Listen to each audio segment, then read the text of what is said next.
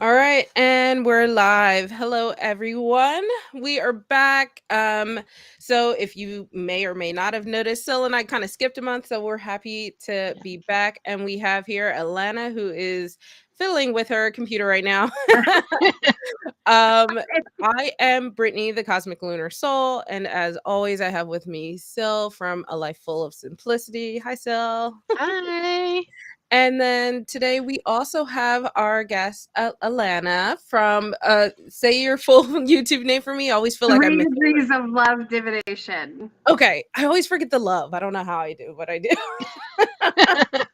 So today we are talking about the Wisdom of the Pooh Tarot box set. This is by Serafina Mesa from Rue and Vervain.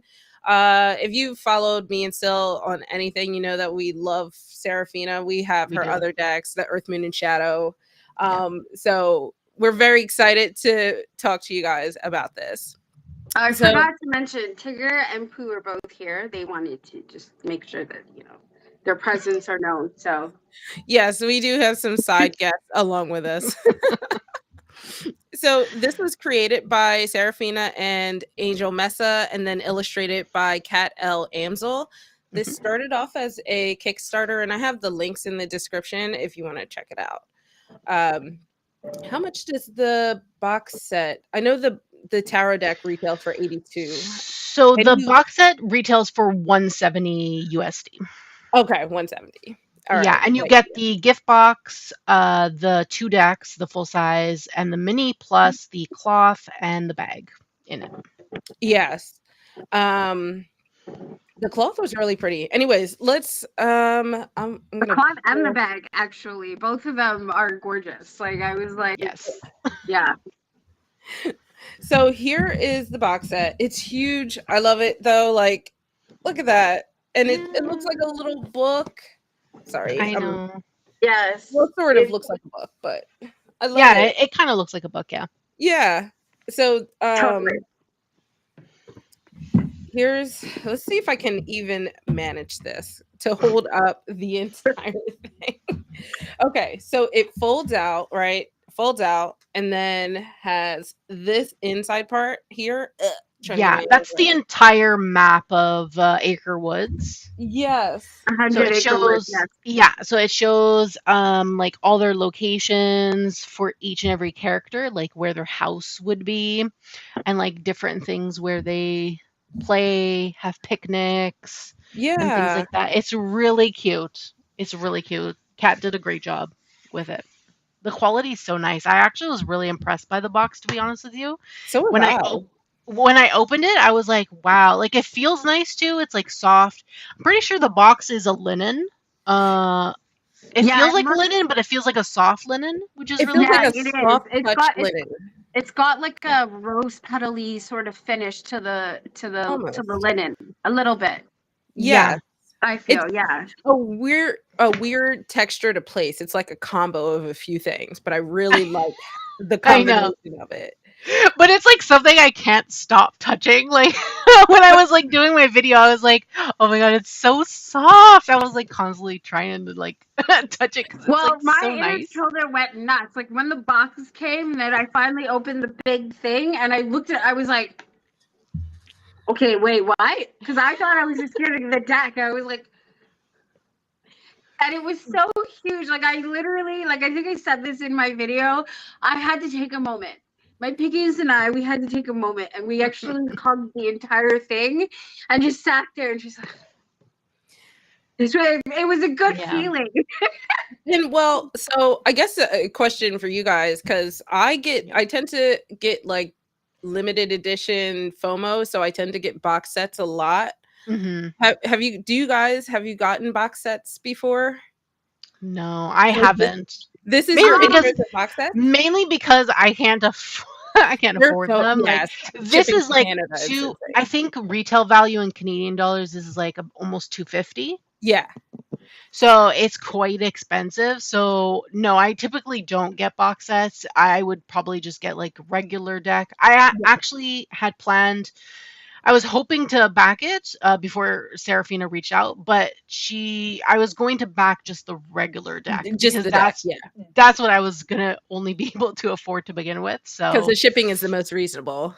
Yeah. Yeah, it would have been, I think, $20 or something for shipping, but it still would have been expensive in terms of like the exchange. So I like that this is a new. You guys honestly had a really good first limited box set experience, because out of all of my box sets, this is one of my favorites. It comes, the Citadel Oracle comes very close to this, but the stuff in it and the space in it is really top tier because it's storage as well as being fashion and function. Well, the Citadel, I still want that. I still have my FOMO with that where that's concerned. But I do enjoy my like standalone copy because I got the regular edition. Yeah. I love that deck. Like I fell absolutely in love with that deck. But I actually, this is not my first box set. This is my first my first gifted box set. Not, not same. But I mean, like I have the now all of a sudden you have that deck from Jillian. No, I don't have that one. I wanted that one. You didn't No, order I it? wanted I to thought buy you did. that one, but I didn't end up getting that one. Didn't you get the green glyphs box set? I have the green glyphs, yes. Oh, I have the green glyphs. I have all the Prisma visions, but that wasn't a box set. That was like not yet anyway. Oh, okay. I thought you did the shadow, whatever, the shadow work box set thing. Oh, that yes, but that wasn't from Jillian. That was that one is from Lamucci. The shadow work deck from Lamucci Design. Oh no, that's not what I'm talking about. I was talking about the one from Jillian. The three decks that she had that were all shadow work related. I want that one though. But yeah, so this is like besides, like I said, besides that. Oh, and I recently got from Joseph from Grounded by the Moon. I got the his herbal box set. Well, I put it all in here. Like okay. Did you? So you backed that one on Kickstarter? I did back that one, and the trip that it took to get here. Yeah, that was an ordeal. That was 30. So, but I have that one. Well, you have to understand, like he does all the shipping himself. So no, I know, but it wasn't him. He wasn't the issue. It was UPS. Oh. Okay. Yeah, they always have issues. Yeah. Oh my God.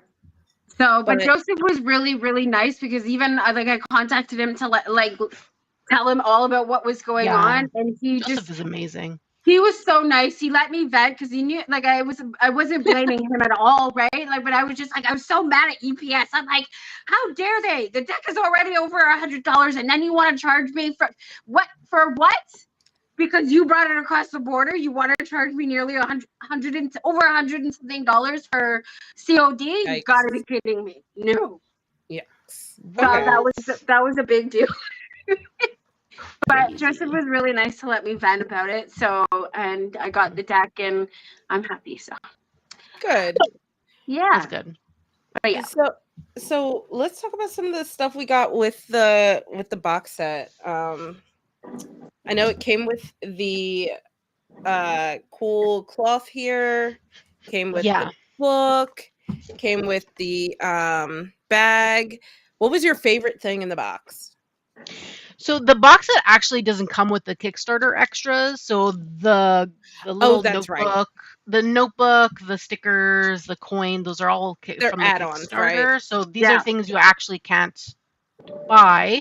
Though I know that on her website you can pre-order what is it? The Pooh's Lunar Exploration, which is a guided astrological journal. So there is another journal if you did want one. It's on sale right now, actually, for $25 USD for pre-order. So you can pre-order that.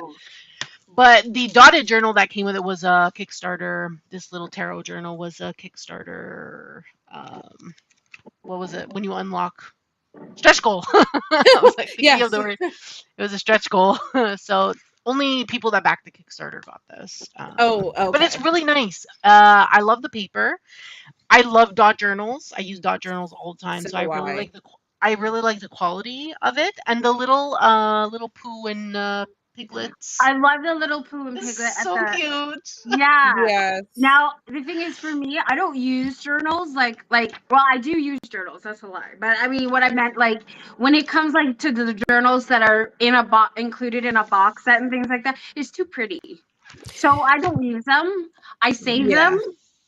And then I just get like the cheap one from like Dollarama or whatever from the dollar store, and I'll use that.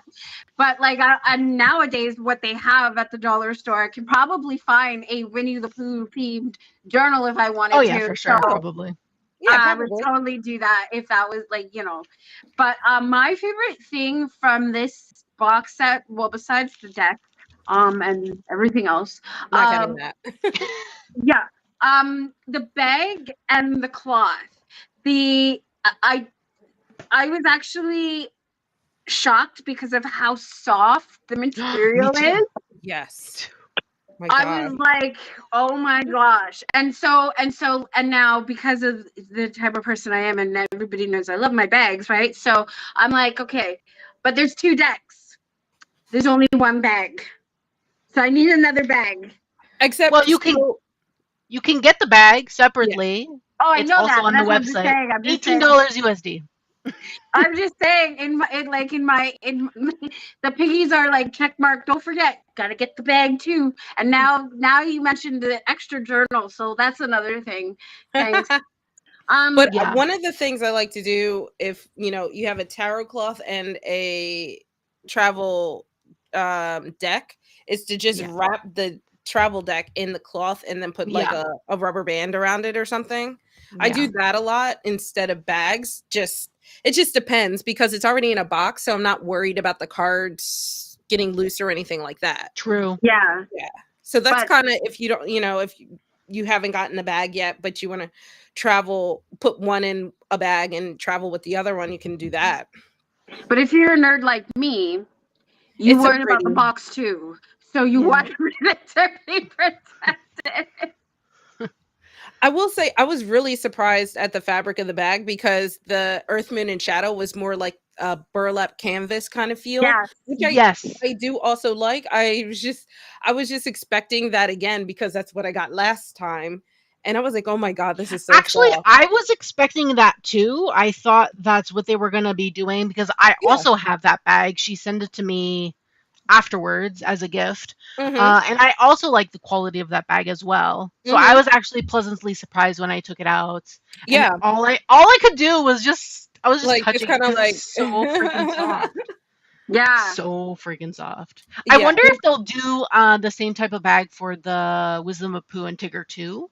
I'll be curious, because now I have no idea, because so far 2 for 2, they're 2 different bag types. Yeah, probably, because I'm thinking yes, because of the fact that it's like the matching deck. It's like the companion deck, right? So I feel like because it's a sister deck. So, but she already told me that she's changing the cardstock on the next. On Wisdom of Pooh and Tigger 2, she's changing the type of cardstock. I think it's gonna be. She said it's gonna be linen black core instead of the eco-friendly that it is now for the Wisdom. Okay. Oh, well, as long as it's still linen, because linen is one of my favorite cards. Yes, I'm pretty sure she said it's still linen. She wrote on one of my videos. She commented. Yeah. Yeah, I think. Yeah, I would really like that if it's, as long as it's still like linen. I mean, not to say I discriminate against cardstock. I don't, but yeah, if I had to choose, like, what's my favorite? Linen cardstock is definitely one of my favorites. So I have to use it a little more.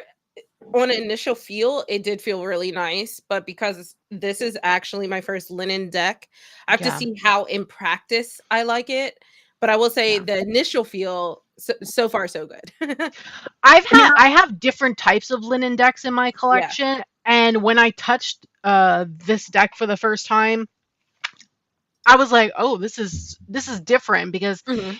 I have the Tarot of the Divine, which is a linen deck, and that's a different linen from this because this is eco-friendly, so it has Yeah. like a softer touch to it. And Yeah. then I have the Pasta Tarot, and then the Phantom Wise Tarot, which is also linen, but they're a different kind of linen where they're very strange feeling, honestly. Mhm. So this and one I was different. In Yeah. my yeah, opinion, I the have a lot of I do softness. have a lot of linen decks in my collection, and I would say for when I first opened this one, I didn't know what it was. It felt more like rose petal when I first touched it, and I was like, ooh, this is like soft, but it had the same sort of texture like the box. I feel like Yes. the big box. So it was I recognized that it was linen, but like I was like, but this is like a different linen. This is not like the typical linen that I'm accustomed to. Yeah. Yeah. So but I was like, ooh, but this is a nice linen. Like, so I was like, okay. Yeah. Yeah, I she told me it's eco-friendly yeah. cardstock.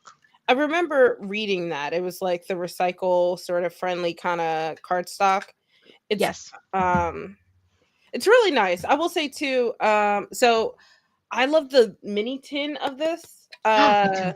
Oh my god, it's so cute. The mini tin, I actually think I like the mini tin better than the regular box. But it's just it fits perfectly and the lid is nice and solid. It doesn't like rattle around. What I The really quality of the tin is so much better than mass market tins. So It if you is. yeah. have like any kind of mass market, whether it be US games or whatever it may be, you can see the difference in terms of like there's like a lip here where Mhm. the So it thing sits really flush. It solidly Like doesn't have the fits snap outer down. properly. lip. Yeah.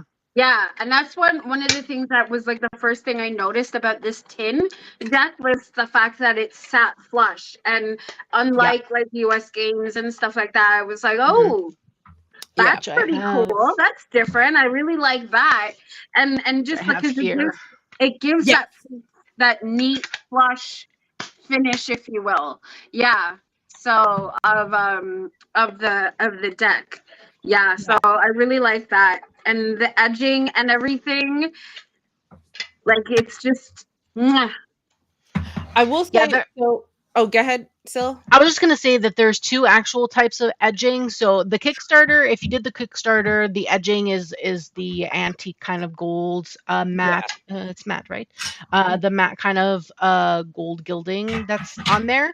If you do the pre-order through the website, however, you get to choose the type of gilding that you want. So there's two options. There's the option that is with the Kickstarter. Yeah. Um, which is like this This. kind of gold Yeah. gilding here. There we go. To me, the gilding is a little Um, bit between shiny gilding and that sort of matte. Like I yeah, it's feel like nice. I it's like not. it. It's not like it's not rough or anything. The gilding is Yeah. great, honestly. Or you could do like that bright ass yellow, that really bright Yeah. yellow. Is the other option. It's like a matte yellow, but it's like super duper bright on the Yeah. website. That's the Oh, second really? Eh? option for gilding. Yeah. I would say I have a love-hate relationship with gilding because I'm really rough with my cards. Yeah. So I don't know how people keep like I'll see readers online and their gilding is just immaculate. And Well, literally, I even said in my flip through, it was like the first shuffle of the big deck, and I already had some nicks in it, and I was like, ah. well, you see, I think what it Yeah. is that there's quite a few people that I notice who I see when they shuffle, like like Priscilla, for example. Not to throw Priscilla under the bus, but Priscilla is an overhand shuffler, right? So she doesn't riffle shuffle, whereas I think Brittany, you and I, we both riffle. Yeah. And so yeah, but I would definitely say when I first started like into tarot and stuff like that, I the one of the very first decks I had was the Psychic Tarot, which is not really a tarot deck, but I forget Oh who yes. We all know that deck. And that one. So at the time my copy had the gilding. I don't even think I had that deck for like a week, and already it looked like I've had it for like decades. It started to look really, really trashy to the point where I was like, really? Like, Yeah, but quick. And I even contacted Hay House to see if they would like do. No, they didn't do anything. But that was also too because I didn't buy the deck straight from Hay House. I bought it from like Indigo, I think, too. So that was another thing.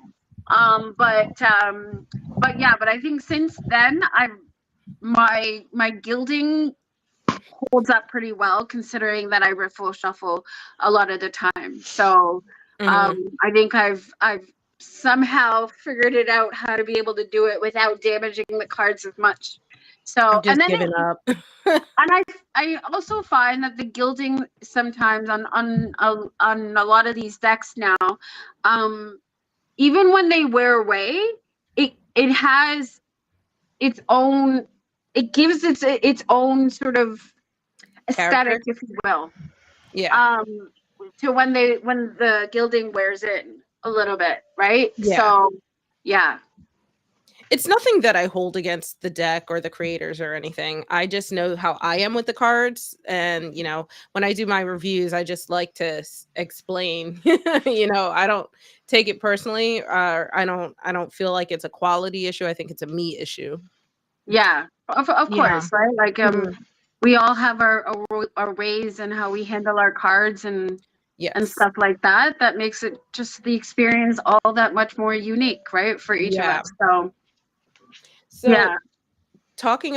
We talked about the main box, the tin, the box of the main tarot also has that like rose petal finish. This feels more rose petal than the actual box though. This feels like some weird mixture of linen rose petal combo.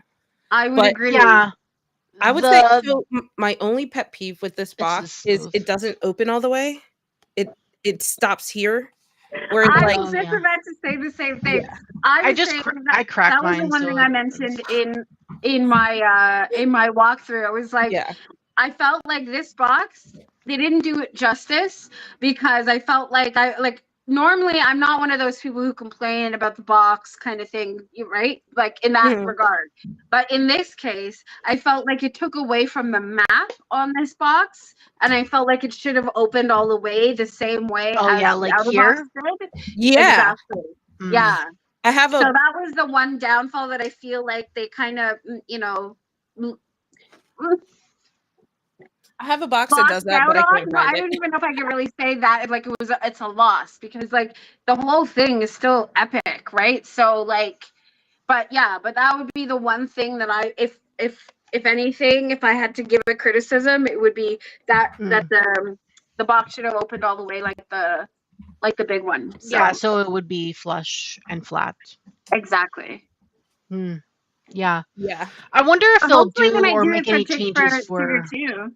Yeah, I was just gonna say. I wonder if they'll make that change for. But remember that this box here, was actually a stretch goal, so I don't know. Yeah, because of that. I same page. So I'm not sure what the game plan is because sometimes I feel like creators will do stretch goals to just test the waters on certain things and see how people like them, and then from Kickstarter to Kickstarter, we'll keep changing them up until they kind of find the happy zone things. Exactly. Yeah, and that makes sense. That absolutely makes sense. So yeah. And I don't hate the box by any regard. At the end of the day, it still protects the cards. It's a nice sturdy box. I personally don't. It doesn't bother me that it doesn't open all the way. Like And you said you cracked yours. I was worried I'd like rip it off. I mean, I just because it was stiff. So when I opened it, it was the same thing, and then I just slowly. Okay, I just did it. I was literally worried I was gonna rip it off the hinges, and I was like, I'm not gonna do that on camera. No, it's fine now. It's like not as stiff anymore. Yeah. So I guess I'm kind of basing this off of how I do like my flip throughs, and I know you do yours similar. So if you notice, we didn't really talk about a guidebook. She has these really cool cue cards, I call them. I don't know what to call them, like flashcards. I really like this. Meraki Tarot does the same thing. Yes, I really like that as the that extra touch. I thought that was really cool. And I think what I got a tickle out of was the fact that was the suit names. The suit names that changed so a little bit. And what one of them was I think the one that made me giggle was the honey pots. And that's supposed to be cups. Yeah, and the chocolate pentacles. Those ones I thought, oh my god, that's so cute. Which is pentacles. Yeah.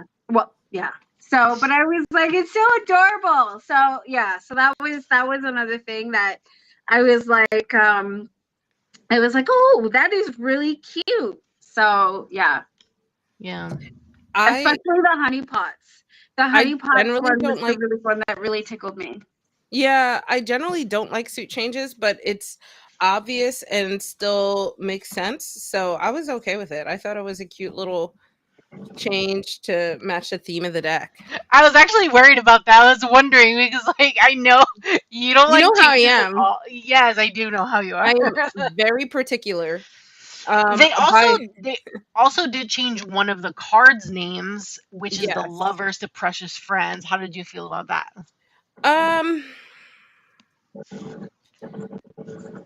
I kind of wish it had stayed lovers and they had added an extra card as precious friends. Okay. I don't mind it. I don't hate it, but that's how I would have done it. Like I'm really particular with changes, and because there are extra cards already in the deck, I was like, this just would have been an extra. And if you wanted to switch it up, that would have been cool too. You could take the lovers out and put special friends in. So in my head, I was like, I would have preferred that. Yeah, they could have done it where it was the same art, and then they just one would be labeled precious friends, the other one the lovers, and then people could choose which one they could use. That would have been actually a cool option especially for people that are not into the name changing. That would have been a cool option. Or if they wanted to do like the same characters just in slightly different positions, because it depends how people want to use the deck too. True. And I just for reference, here's the card we're talking about. But, you know, at the end of the day, all of the art and stuff is still there. It's still really nice. It's not like a completely made up card or anything. So in my head, I was like, I don't think it's a decision I would have made, but I don't. It's not like I'm gonna be like, well, the whole deck is garbage now. There's nothing like that. Yeah. For me, I don't mind it. I actually love when there's changes like this. For me, it adds to the uniqueness of the deck personally. Right. It adds more to the character and stuff of the deck. No, I get it. And like I said, I understand. I think that just considering the fact that there are already extra cards, I would have loved for this to have been like a replacement card for that, or something you could just use as an add-on. But I don't hate it.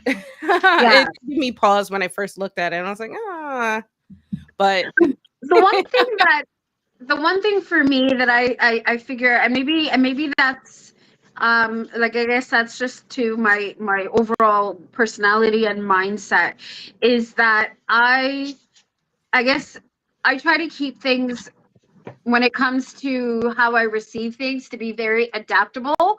So like, I'm not like, I watching a lot of reviews and things like that, and people's, opinions. Everybody's entitled to their own opinion and things like that. But like, and we welcome that, right? Because that's the whole idea of us existing and, living the way that we do, right? Everybody's entitled to their own opinion, and that's diversity all in and of itself.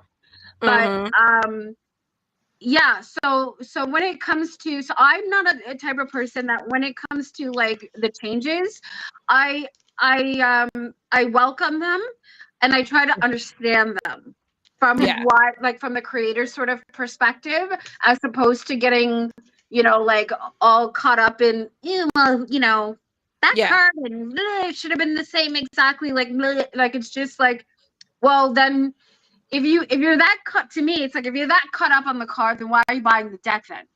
Like if Right. you're that caught up on the thing, then either make your own deck, because the whole idea to me is we're trying to understand each other and our perspectives and bring free fall like that. Anyway, that's me, and that's my Yeah. thing. But yeah, like that's how I sort of see it, right? And that's why I Mhm. always say, when it comes to like having a good guidebook, I always talk about, because it to me it gives that extra oomph and connection to the personal of the creator, right? Like, to get into understanding them and Yeah. their point of view and things like that, right?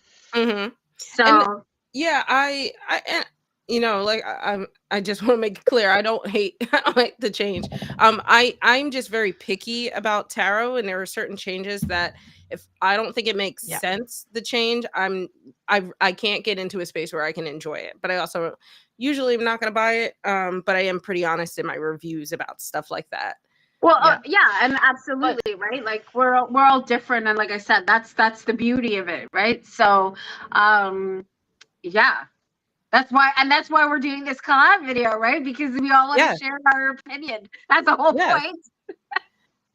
so the separate guidebook, the deep dive guidebook that you can get from Rue and Vervain, you can pre-order like the physical version, or you can get the PDF version now Mhm. on their website.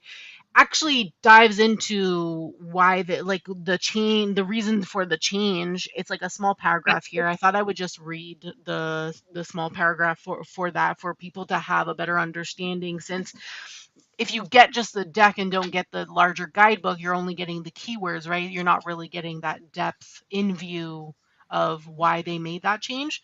So Mhm. here it just says, that originally we had the idea to use Pooh and Piglet for precious friends. However, in the end, we thought the relationship between Christopher Robin and Pooh better illustrated the meaning of this card. The Yeah. bond they have with each other is so intimate and unbreakable that it seemed to be the obvious choice. This incredibly close bond is what eventually prompted us to change the name of the card from The Lovers to Precious Friends. And then she goes on to talk about the illustration and how it was inspired by Christopher Robin Says Goodbye to Pooh, and it was inspired by Kath was inspired by the original illustration from 1929. Yeah. Hence the thing. So So I just I I like that change. Mhm. I love that, and even the fact that what you just read, it really hit for me, and in the sense where I feel like I understand it to a T. So how I interpret like that, and why that change is significant and important in regards to the idea of the relationship between Christopher Robin and Pooh, is, to me, Mhm. especially again talking about mental health and talking about the what this whole Winnie the Pooh story sort of represents. It's, and even just to me, what healing, the whole healing journey about with self is, and to me that card sort of really speaks to the idea of embracing our full self, our Yeah. shadow self, right? And the relationship we have with ourselves. And therefore, if you can accept your shadow and you can accept yourself fully, then you should be able to accept everyone else outside of yourself for that same reason, right? Yeah. In that regard. So it sort of gives that feeling, or that understanding of full self acceptance, Yeah. if that Yeah. makes sense, right? Yeah. And that being that relationship with self, that choice to accept self for what you are, and everything that you've been through, right? Mhm. So yeah. I would also say that it goes well with the keywords that they chose as well on the cards, which are partnerships, choices, and following your heart. So Yeah. that's good as well. I loved those keywords. I love them. Honestly, I Yeah, feel me like too. a lot of lovers cards should have those keywords because they're beautiful. They're Yeah, perfect. I agree. So since we're talking about the deep dive guidebook, just so you guys know, that retails for $55. It's pre-order right now, like Sel said. But there's also a collector's bundle, and that is on sale right now. Usually $130. It's on sale right now for $125, and includes the deep dive, the guided astrological journal, the sticker book, a bookmark, and then it includes the PDF. Yeah, And which you can get all separately as well if you yeah, wanted to get them at a different point in time. and if you Like want the just get them PDF, separately. it kind of looks the same. You can see the cover is the same here, and then I'm not going to go through all of it, but have some illustrations, and Yeah. then just to show, here's like the table of contents. It's really a lovely. Oh gosh, you cannot see that. I just see a bunch of white on a screen. So Yeah. okay, it's okay. Yeah, but it's okay. But I yeah, tried. but that's still cool though, Yeah. right? Yeah. The PDF is available now though. You can get the PDF for $15 USD if you wanted to get it now. Mhm. My code is still valid if anyone wanted to get $5 off. It's I think Simplicity 5. anybody who's gotten the code, I think from what I read in the email, it's been extended for everybody. So if you were a reviewer and you got it and you got the code, it's been extended. So Oh, yeah, that's good to know. I've been so out of pocket with this move that I've lost all semblance of control over that. yeah, so Mm. all the codes are valid until I think the 31st. Yes, Right? the 31st, yeah. Yes. Yeah. So So yeah. we talked about the guidebook, we talked about the boxes. We I kind of want to talk about starting the to extra cards. Can we do that? Oh yeah, sure, we can do that. Did you pull them out already? Yes, did. I have Oh, them. you guys are ahead of the game. Okay, pull them out or show So them. the 4 extra cards here, El Fulio, El Folio. El Fulio, and That cracks me up. yeah, me too. And Pure Joy, and then we have Bravery, and we have Togetherness. Togetherness is my favorite. Yeah, so Is this, it? Yeah. I so love the yeah, so artwork for this one. so technically, instead of there being, 21 Arcana cards, we're looking at 24. Yeah. So, yeah, so that I really like and I think is really cool. I think when I was getting to the end and I was looking at El Fulio, that made me giggle. Yes. Not just because of the fact that it's the El Fulio, but like as I said it, and I'm thinking to myself, the idea of yeah, the 2 cards here are different, the Fool and El Fulio, and it's like to me, it's like that. It's that double-edged sword, if you will. That idea of being like carefree, being that person who's brave enough to just take that leap without any sort of fear or apprehension or whatever. Yeah. And to me, that's the idea of the Fool, right? And being prepared and things like that.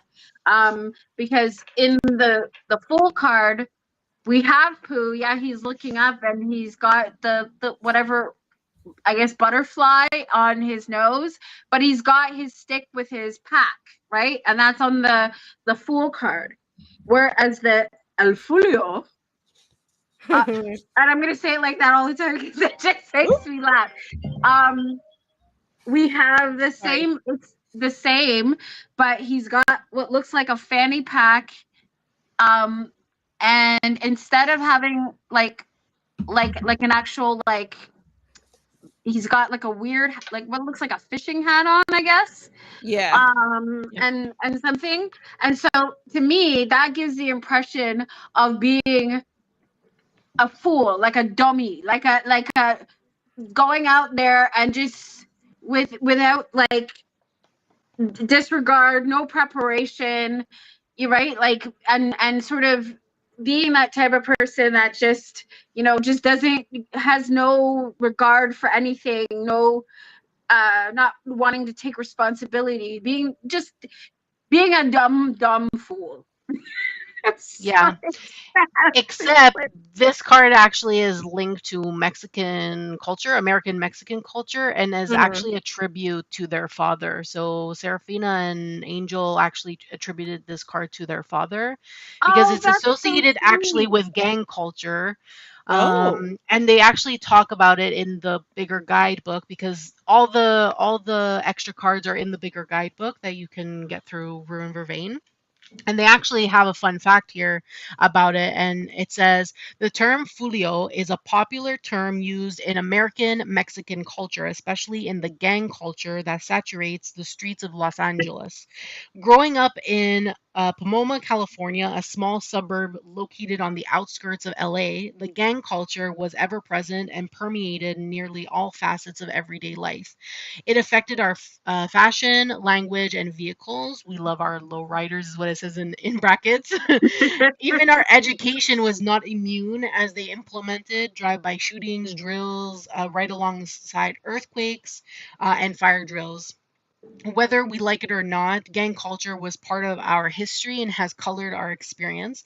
So, when creating a bonus card for the deck, it seemed only fitting to give a nod to our father, Mr. Payaso, hopefully I pronounced that correctly, a veteran gangster, former OG Vato Loco, and our resident Fulio. So that was a tribute to their father. And wow, that's and it goes through. It actually goes through the symbols and meanings. So the keywords associated with this particular card is Pendero, Ganas, and Vato Loco, which are actually talked about in a little bit of depth within the guidebook, the larger guidebook as well. So it talks about the different meanings and the symbols associated with those meanings as well. So wow. Yeah, yeah, and the it's funny guidebook is because fantastic. the I'm gonna have keywords of so that much fun working translate with this deck. into the keywords of that translate into stupid guy, and then it was Vados Loco is a crazy guy. Ganas Okay, so is, and then Ganas is desire, which is such a weird, like, it feels very different, but when you read the description and the backstory, it makes a lot of sense. Yeah.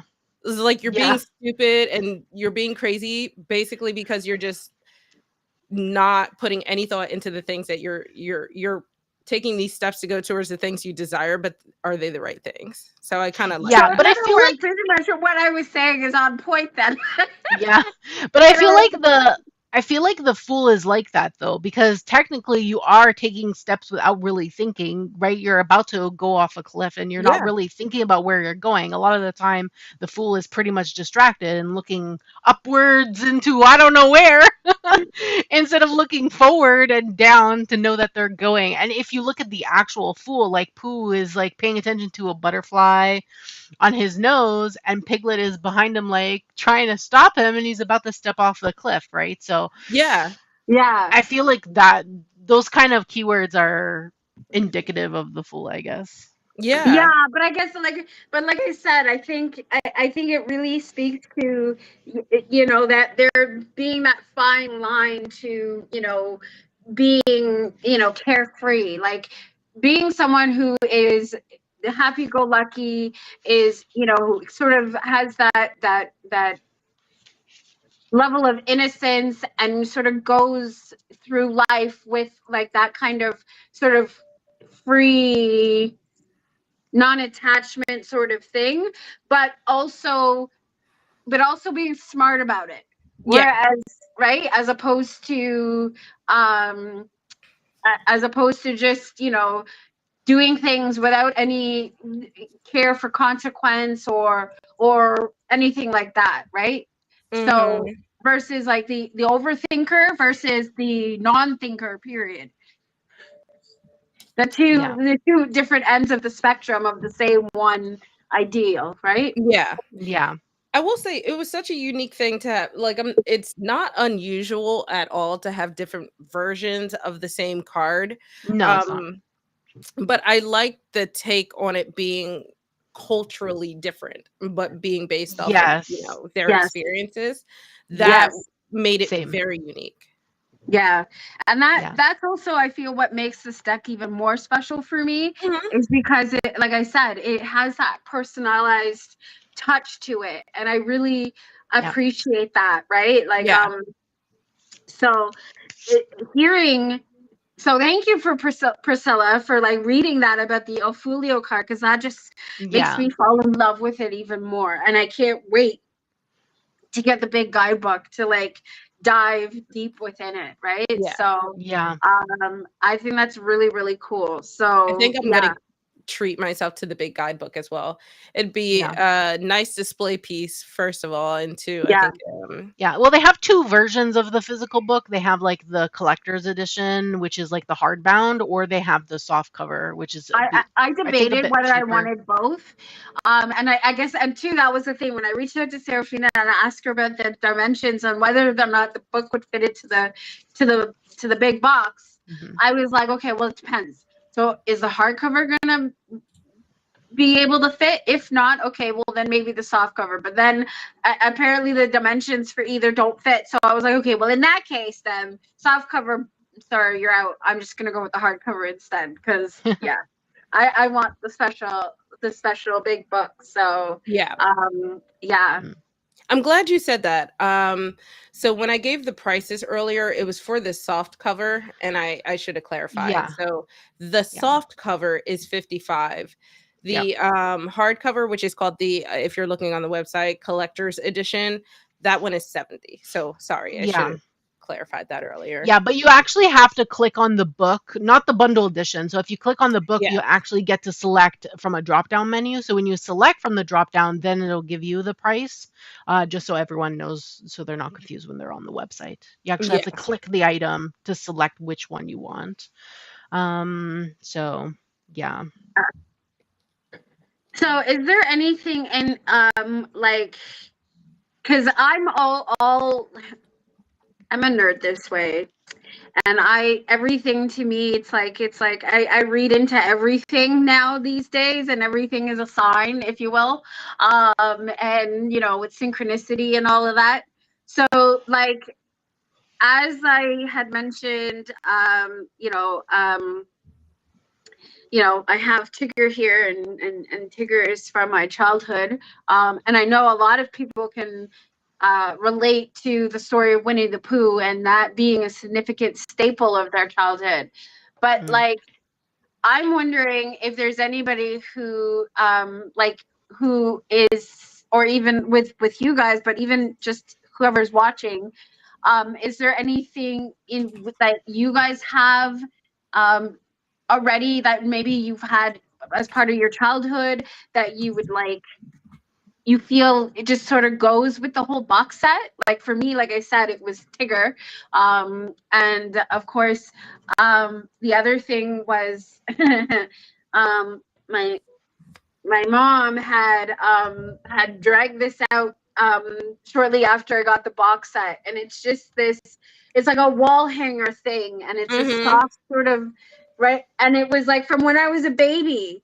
So I was like, see, so like this is it again, it's like that whole hug, this whole deck, this whole thing just sort of brings, right, like I was meant to have this. Like, I mean, sorry, it's just yeah, like I feel like my inner children are just we're comforted, like, right, and so like this makes me really happy. Even the again, being, I talk about that a lot, like, being, a person of service and community and mental health and stuff like that. Even the story of so apparently there's and I read this in my my unboxing. It was an article that was written by this lady who makes reference to the article. So there was an article like in that psychology article that came out, and it was really deciphering Winnie the Pooh and the whole story of Christopher Robin and 100 Acres, and everybody identifying the characters as all having a different mental illness. Yes, exactly. Right. And they all had a different representation. So like Tigger is ADHD, Winnie the Pooh, has an eating disorder and, suffers from depression and things like that. Yeah. And again, here goes the synchronicity, because it's this article was published in a Canadian journal. So shout out to, Priscilla and I for being Canadian. Yeah. Right? So anyway, so like that was don't worry, you're a beloved fellow Canadian in our hearts. Thank you. Brittany. Right? And so that meant a lot to me, as well. And so I printed out the little article, and which is going to be, I actually put it and folded it and put it in an envelope so that it will go in the box. Okay. Oh, that's handy. Yeah. And then so shortly around the same time, right, we got this. RP Studios decided, because we're on Instagram and things like that, and these days everybody likes to tempt us with all of these beautiful things. And RP came out recently. Well, I don't think it's out yet, but I managed to contact them, and they sent me a copy for review. So I will be talking about this later on my channel, probably going through the book. But oh bother, Winnie the Pooh is Befuddled too, a mackerel-sized parody of modern life. So it's a modern life sort of parody story of Winnie the Pooh and the characters, all sort of told to be relatable to like everyday life, real life, right?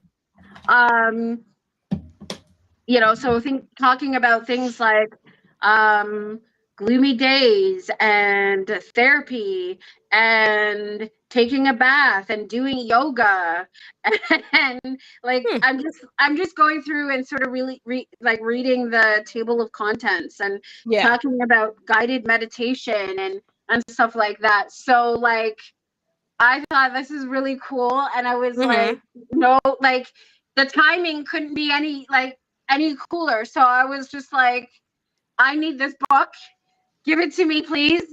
And even if I didn't get it for free, I was definitely going to be picking it up. But I don't even know if it's out yet. I would have to double check. I should have double checked before we did this. It came out on May 7th. It's already out.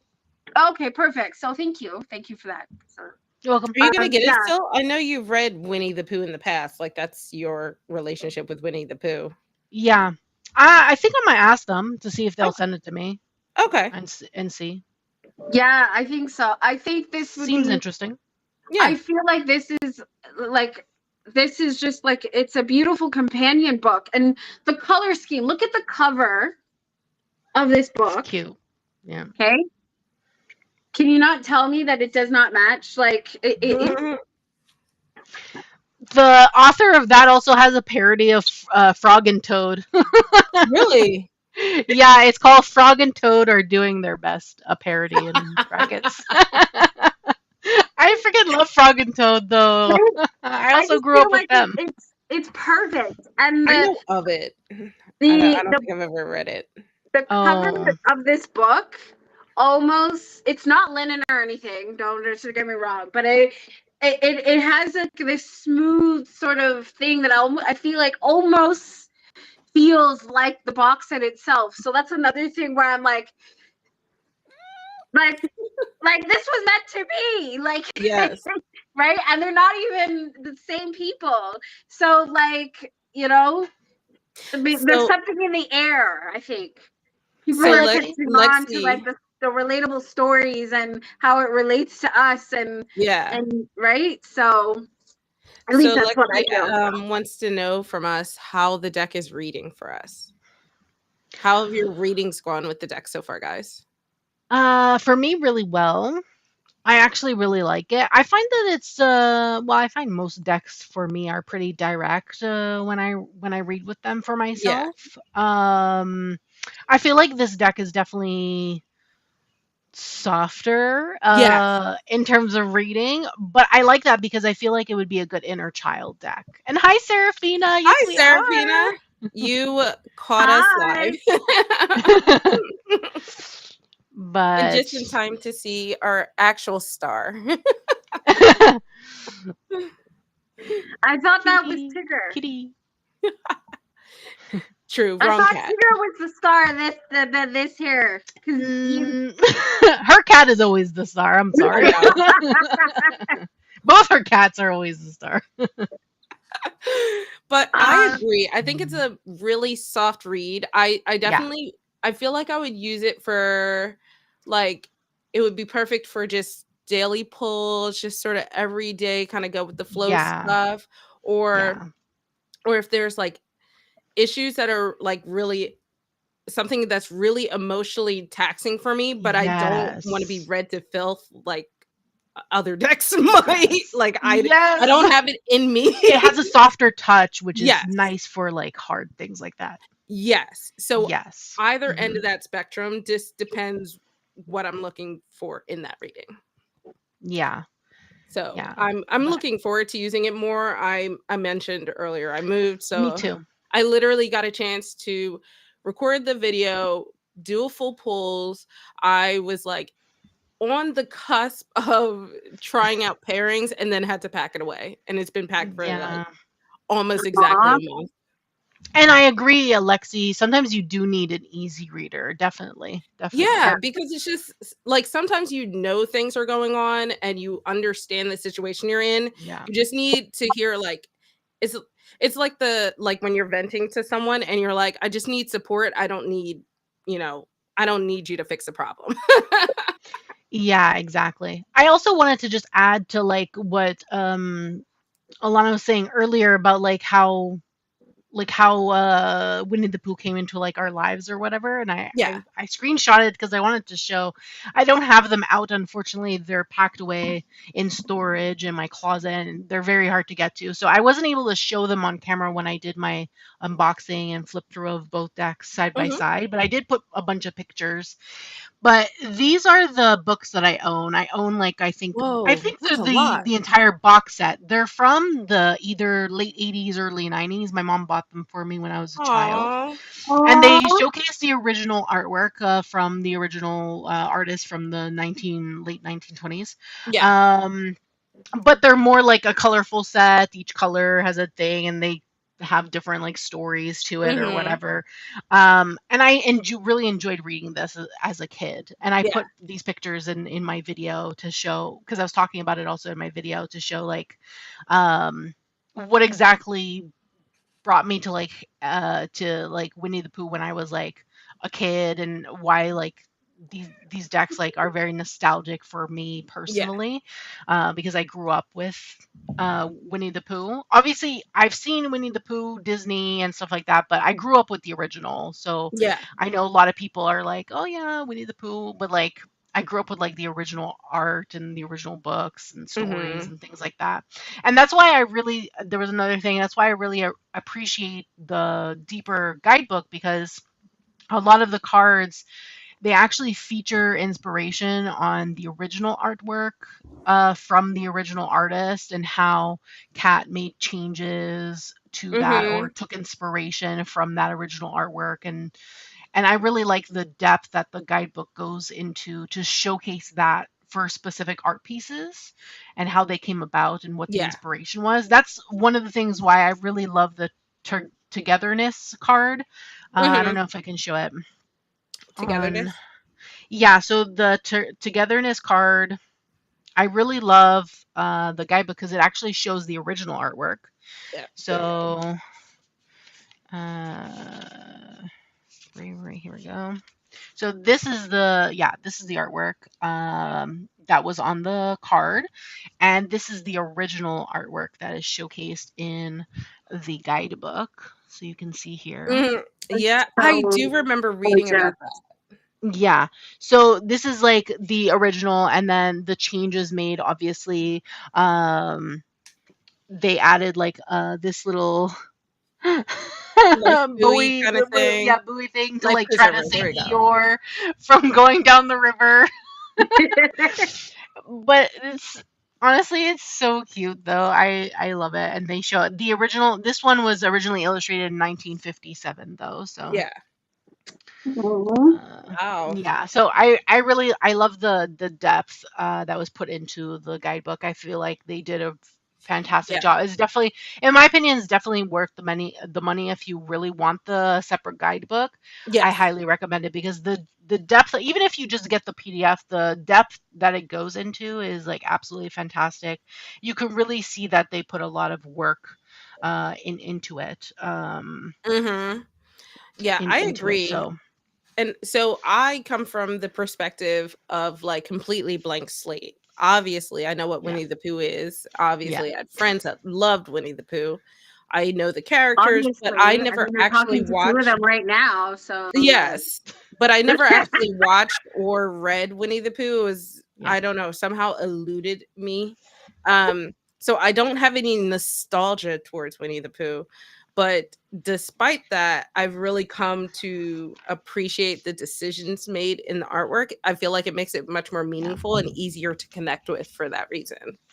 Agreed. So even without that connection of nostalgia, I still feel like it's a very like easy deck to connect with. So I'm curious to know, Brittany. Yeah. Because you're saying you don't have like the nostalgic connection. I want to know, what is your nostalgic connection? Is there is there anything that's out right now that you feel like sort of you connect with nostalgically from like your childhood? Deck wise or in general? In general, I guess. But then I also want to know deck wise though. Even that, yeah, I was just gonna say because you picky. Oh, I'm sure whatever is out, you probably don't even like it. Probably. So let's start with just in general. I'm trying to think. I don't think so. I don't think like I must have watched really like either obscure things as a kid or just general, like it was outside of the range of being. What? I don't know how to explain this. I don't think there's things that are like nostalgic. You wouldn't say that there's anything that you have that. Okay, so here, let me ask you this question. When you think about your childhood, what is one thing that comes to mind that was common for you? I was a very big like Nick girl, so all of the Nick cartoons. I feel like if they created, like if they created an Angry Beavers deck, I would lose my mind. I would like a what? Which one? Angry Beavers. Angry Beavers. Yes. I do like Wizard of Oz too. I don't think I liked the deck. But that's the problem, is I'm really picky with tarot. So if they made an Oracle deck of it, I'd probably be all about it. Isn't there a Wizard of Oz Oracle deck already out? I don't know. I feel like there is. Wait, so if you're into Nickelodeon, would you say the Garbage Pail Kids? Because I don't even know. I feel like I've never seen those even Nickelodeon? That's not even. No, that's not even. I don't even think that's a show. That's a parody off of Cabbage Patch Kids. Yeah, there was a show for the. They were trading cards. There was no show for them? I don't think so. I think they were trading cards. I think there might have been. Let me see. Yeah, I think there might have for a short. Garbage. I feel like there might have been some show. Like there's a movie. Okay, well there you go. Okay, maybe I think there was something that branched off from the like I Yeah, guess. but I If think you break originally they cards. were trading cards. You would like, Yes. yeah, that I would there we agree. I go. would Serafina agree. said it. They were trading cards. You would trade them. They were supposed to be a parody off of Cabbage Patch Dolls, but like Yeah. really disgusting, I like really remember. disgusting. That explains But a I lot. will say that the Garbage Pail Kids deck, the tarot deck, it's actually really well done. It's fully illustrated. All the minors Mhm. are fully illustrated, and Do it you follows. have it, Priscilla? No, I don't. But Oh, okay. it's written. The guidebook is written by Minerva, and the artist is I don't remember who the artist is, but it's an Inside Editions deck. But I know that it's Okay. fully illustrated, which was surprising for Inside Editions because they do a lot of pip decks. But yeah, fully Yeah. illustrated. It was actually really well done, and is licensed by whoever owns Garbage Pail Kids. So yeah, Cool. but yeah. And so, Um, anything else deck wise? At least here, what it gives you sort of nostalgic feelings. if they created like a this is gonna sound funny, but if they created like a Futurama deck, I'd be all about that. Or like I Oh even my can god, see that. yes. I totally Yes, can I used to see love that. yes. But the thing is, I said it, I'm super picky. I don't want pips. I want them to be fully illustrated all the way through. And then Yeah. I don't do some weird silly ass name changes unless it makes sense. Okay. Yeah. So I have a lot of Makes caveats. sense and But is linked to the show in some way. yes. Yes, if it Okay. makes sense in regard to the show, then I'm all about it. Yeah. Okay, decorators, whoever's there listening, I hope you're Whoever's taking notes. listening, Oh my god, a Daria deck. Yes, Lexi. That would be I so would great. love a Daria Oracle. I feel like that would be like it would be like Sassy Oracle except Daria version. It would. It would Right? actually be really funny. It Really would funny. be Yeah. hilarious. I would love Yeah. that. Yeah. So I think that yeah, my nostalgia is not weirdly, I feel like I didn't watch a lot of popular children's shows. I watched a lot Yeah, of neither popular did I. Nick shows, but not so yeah, like somehow Winnie the Pooh escaped me. Yeah.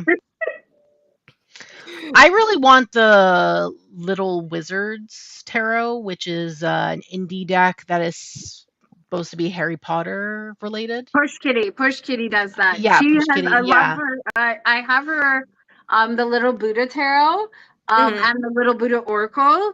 Oh my god, why didn't I grab that? Yeah, in I terms of just nostalgia, thinking that would now. also be another one for me.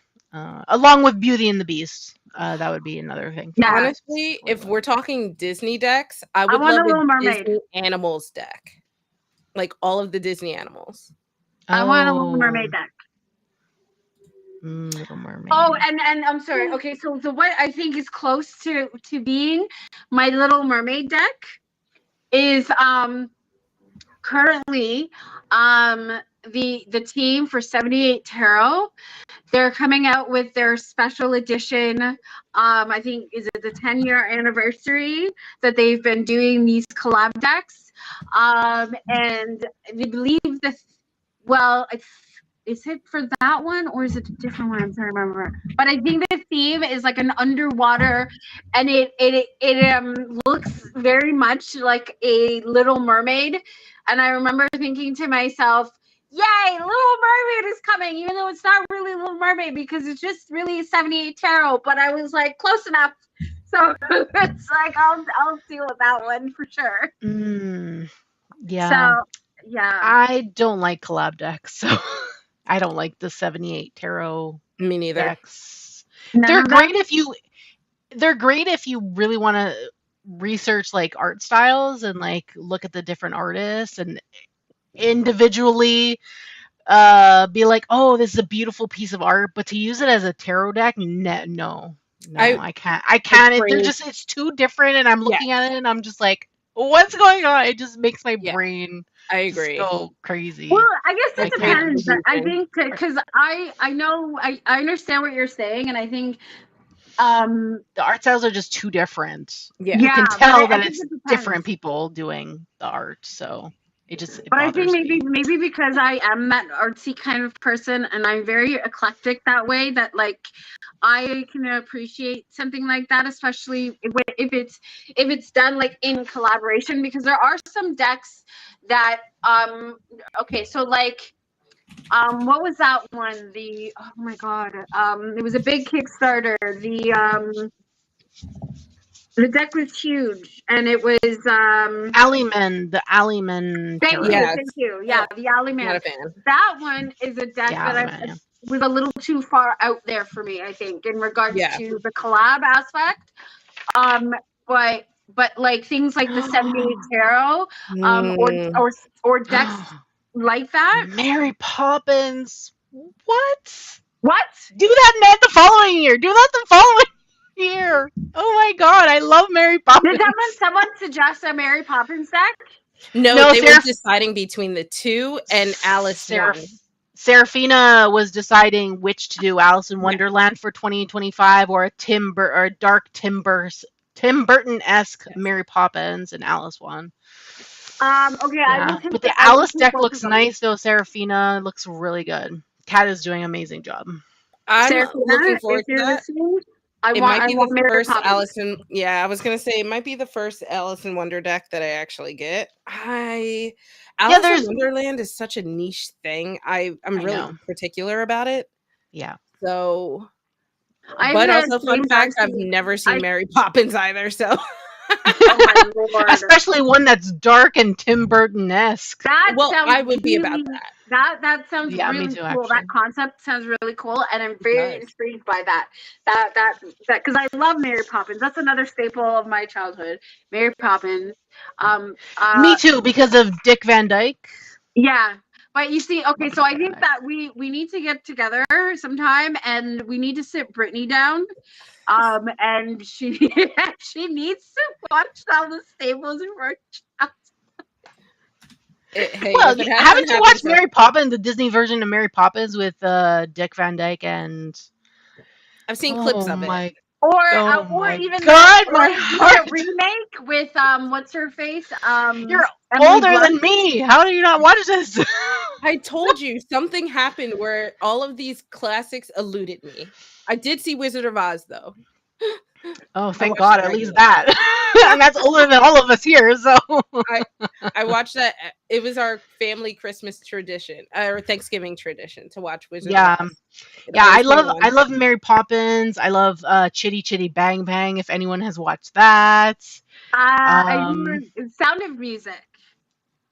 Obviously the Sound of Music. Yes. Ooh, I would love a Sound of Music deck. Me too, actually. Wait, do you have nostalgic ties to Sound of Music, Brittany? I do. Actually, I went to a creative and performing arts school, and that was the very first play we ever did when I came to the school. Yes, that was so good. That's so good. Is not lost. All is not lost with Brittany. She has some nostalgic with Sound of Music. Except she still needs to catch up on all these other things. You need to at least watch Mary Poppins. You have Disney Plus, don't you? Huh? You have Disney Plus, don't you? I do. You should at least watch Mary Poppins. They should have it. Yeah, come on, it's good. It's a good musical. I don't even like musicals that much, to be very honest with you. I really don't like that much musicals. Like, I'm very picky when it comes to musicals, but I love that one. That one and Chitty Chitty Bang Bang. I don't know if they have that on Disney Plus, but they may not. They're both with Dick Van Dyke. So, and the crazy thing is, I love musicals and always have.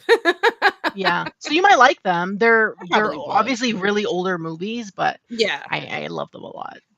Yeah, I can watch it. I've seen Sound of Music thousands of times. Me too. I watch it every year. It's on TV during the holidays. I watch it all the time, and I own a DVD copy of it. I still have the VHS, which came with the two videos, and then because it's such a long movie, I don't think I have a VHS version of that one. I do have Mary Poppins on VHS. I don't have it on DVD, I don't think. I have Chitty Chitty Bang Bang on DVD, and I have it on VHS as well. Okay, how about I make a promise that ahead of the Dark Mary Poppins deck coming out, I'll watch Mary Poppins. So it gives me a year. A year and a half. Listen. No, you have to watch Damn. 2. You've got to watch the old one with oh my god, with oh my god, what's her name? What's her name? Who plays Mary Poppins in the old one? Priscilla, help me. You mean the original version of Yes. Mary Poppins in the Yes. 1964 film? Yes. Yeah, Julie Andrews. Thank you. That's the one with Dick Van Dyke. Yes. It's Julie Andrews and Dick Van Dyke. The And new one, Dick Van Blood. Dyke. Dick Van Dyke is still in it, but he plays a different character. He plays actually one of the old men from the bank. I love homages like that. Yeah. Yeah, because he's obviously older now when they did Right. when they did the remake. Obviously the original is the best one. But that's just me. Sorry. I agree. I really don't like when they do remakes. It's like, can you just leave the classics alone and just have an original idea and make something new and just stop? Right. But anyway. So okay, so I guess we kind of was sort of segued a little bit as we started talking about all the different decks we would like to see come into fruition. But like, okay, what would you say? Have you thought about pairings? Oh, that's a good transition. I Pairings have for the Pooh, right? Yes. Yeah, I actually have 3 pairings. Ooh. One in particular I know will be the best, and that's the When My Soul Whispered. Oh, where I have that there. I feel like this is like the best pairing out of all of them, in my personal opinion. Show us. Okay, how am I doing this? I don't know. My deck is not shuffled. I have my mini is shuffled, but not my full size. I put it back in order so I can look at the cards. Oh, okay. Okay, let me use my mini. I think that would be better. Since this Oracle deck is a mini, I'll just use my mini. Yeah, that works. Let me just move things. I have so many things here. I know. Okay, let's shuffle. And I have a small little table, so because I don't have a desk in my room or anything like that. I'm using a small little portable table. Okay, let's see. What did I pull? Okay, I pulled the 10 of Swords. Ooh. Usually I do 2 tarot and an oracle, but I don't have 3 hands, so I can't really do that. Oh man. And then yeah, unfortunately I'm not an octopus, so how rude. I know. Damn. And then I pulled Journey with Ouroboros. Oh. Ooh. I like it. That. I like it because of the simplicity of the oracle. You have like more white space with just like the pops of color in the center. Yeah. And then you have more of the focus with the full image and color of like the tarot.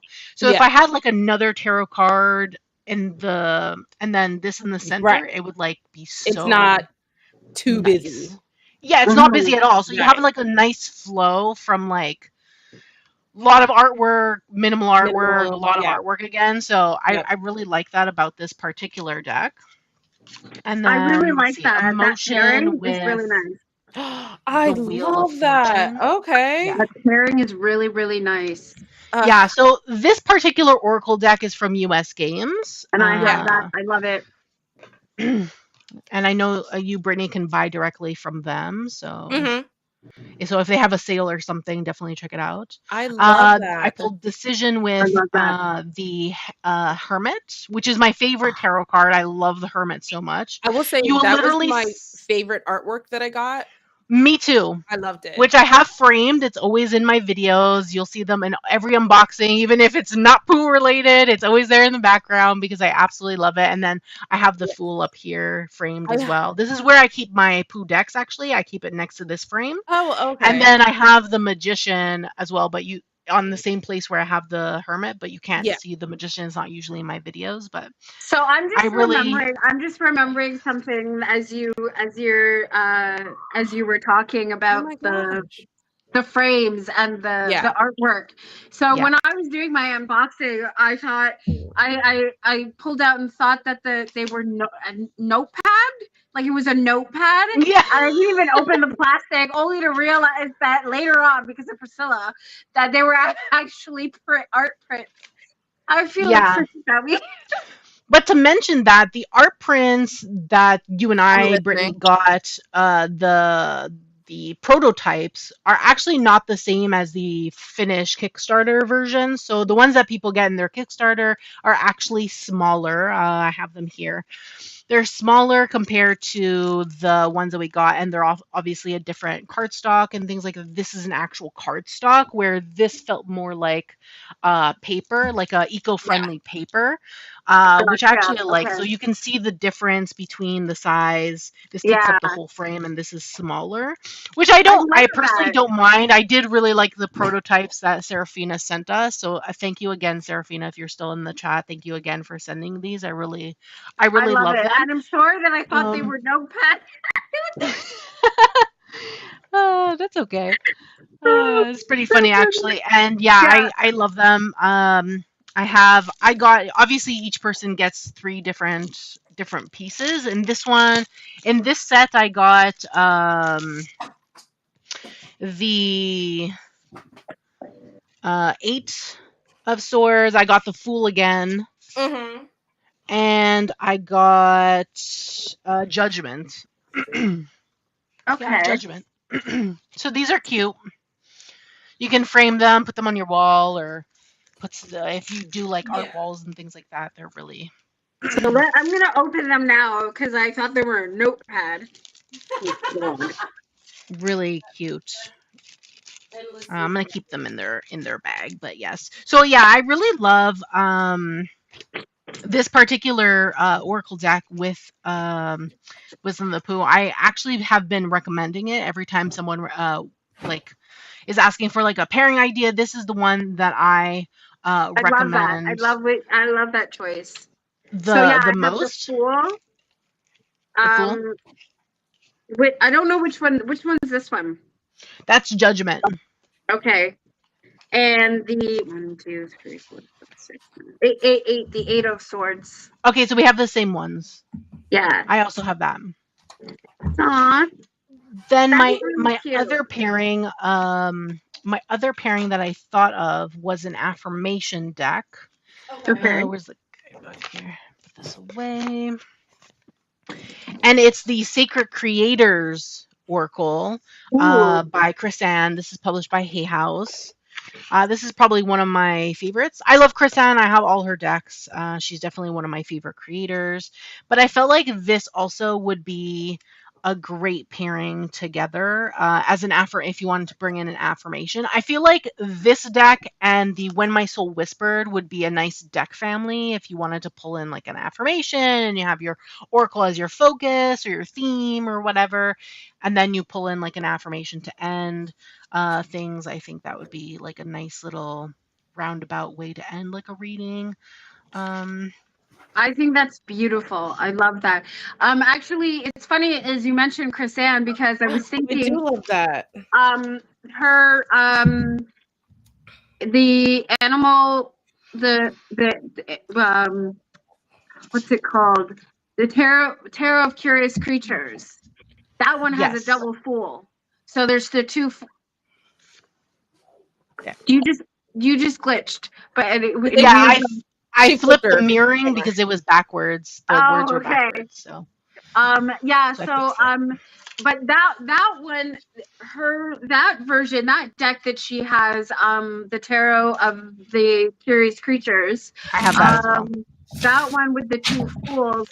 It's almost like it's the Fools are a little bit different. So there's the one where I think it's just the dog as the Fool at the beginning, and then the second one is now the dog and a human, or the dog, or yes, because it's supposed to represent actually the cycle of the major arcana, how the Fool, when you end with, you don't technically end with the world, you end with the world, but then you actually go back to the Fool, right? So the second Fool card is actually supposed to represent that second cycle that you're going through, where the Fool has grown. yeah, has grown. So you're going through another cycle, knowing things and having experience to go into something new. Yeah. So which I really like. and I really like that one too. But yeah, so that was like whenever any decks that sort of come up that have like the double fool, that's one of the ones that first come to mind is the Chrysan one there. And then of course that's such a unique pairing. So what made you think of that? So I love this deck because it's just affirmation. So like I was saying before, like this is a nice way if you want to end a reading. So if you wanted to pair this with the When My Soul Whispered, you can make it into like a deck family where you use that oracle as like a theme or focus for your reading, and then you end off with like an affirmation to end the reading to make it like well-rounded, in my opinion. Because I like pulling in affirmation sometimes to end a reading.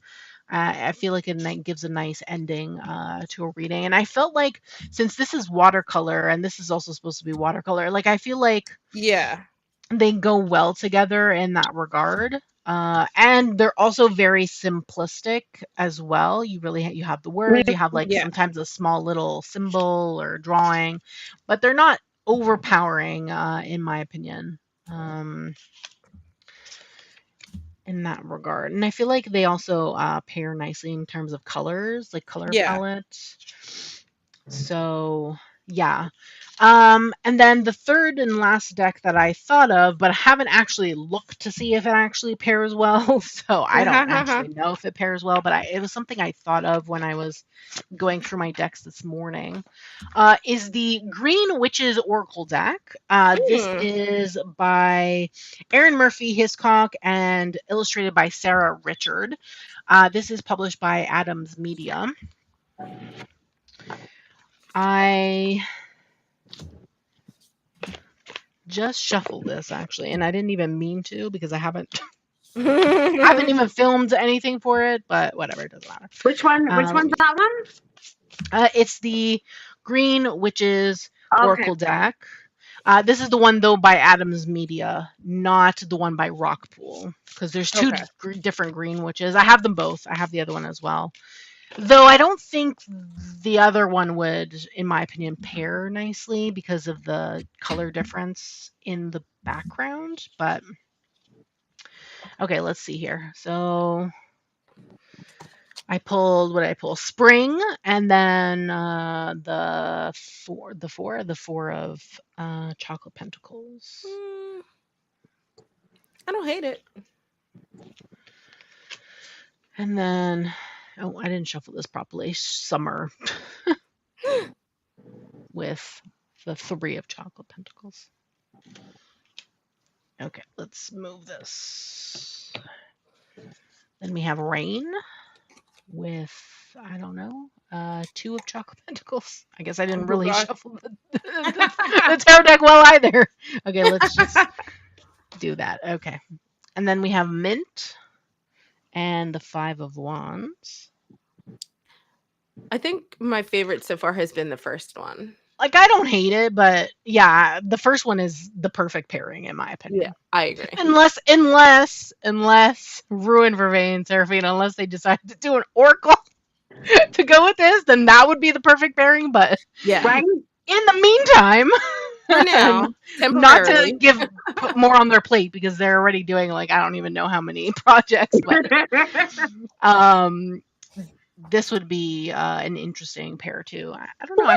They can take note for for the future. Just take just have a notebook of ideas. Yeah, something to write down just to keep somewhere. Exactly. But yes, but I do like the other two decks more. I think that would be probably the perfect deck family in my opinion. We have Moth with the Queen of Chocolate Pentacles. So yes. Okay. Not too bad. Nope, not too bad at all. And then we have Salts with Togetherness. Did you have pairings, Alana? I do actually. So one of them would that I thought of only like while we were doing this.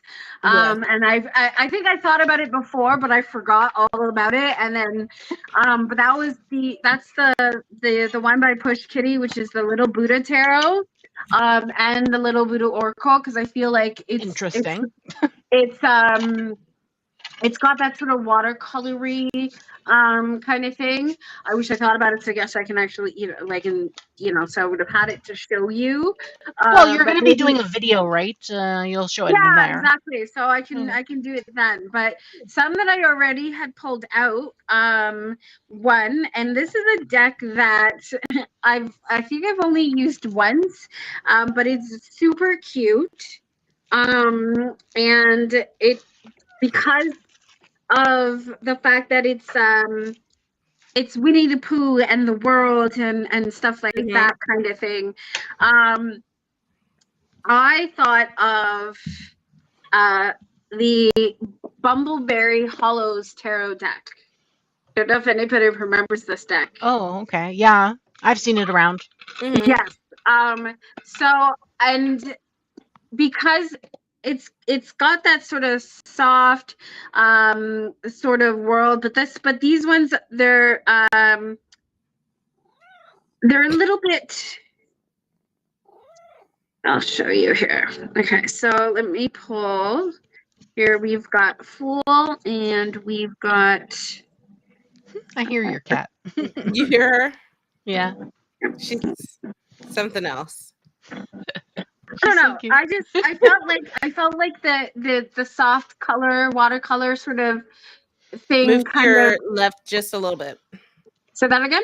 There you Yeah, go. Perfect. there you go. Okay, so yeah, because of the sort of the soft, sort of playful color kind of palette, I felt like, these two could play together. Of course, this one has, I feel like, because of the way that it's drawn, I do like what was that one, the one that from US Games, and we both have When it. Your Soul Whispered. Yes, thank you. That one. Yeah. But when, in regards to thinking about the inner child and the inner child work and that sort of magical, sort of worldly kind of thing, Yeah. the Bumbleberry Hollows is what came up for me in regards to that.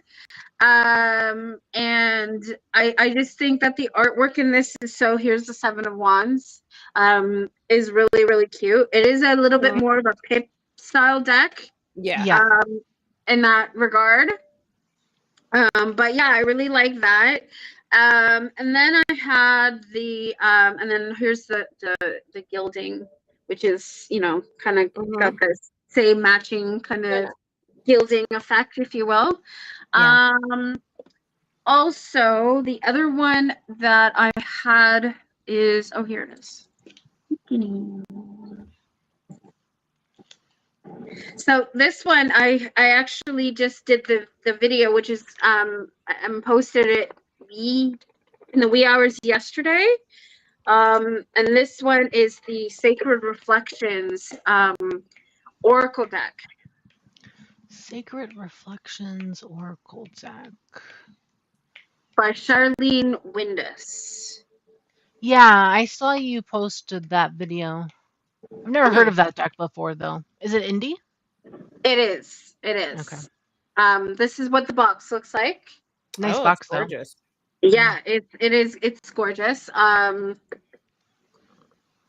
of how that looks. And then, of course, the guidebook. And then here are the cards. No, not that.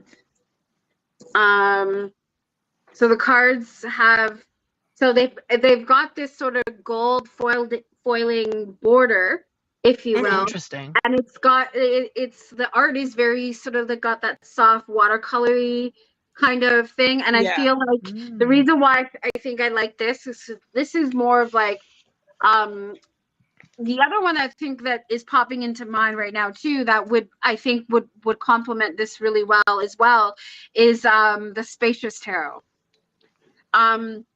And because of the fact that there's no people and it's about the environment, I feel like it complements Winnie the Pooh that way, because Winnie the Pooh is the character is there, right? You have that, and then you have the one without people, right? So this oracle deck is, and of course this one's back in order, but this is the sort of the palette. And because it's more about landscapes and stuff, I feel like it gives the characters from Winnie the Pooh like a place, if you will, to like venture, right? In regards to that. And so I really liked this deck because of that. And it's got that introspection, that the like I said, that it's sacred reflections, right? And I mean, and it's got the gilding there. It's a thick oracle deck. How many cards are in there? 72.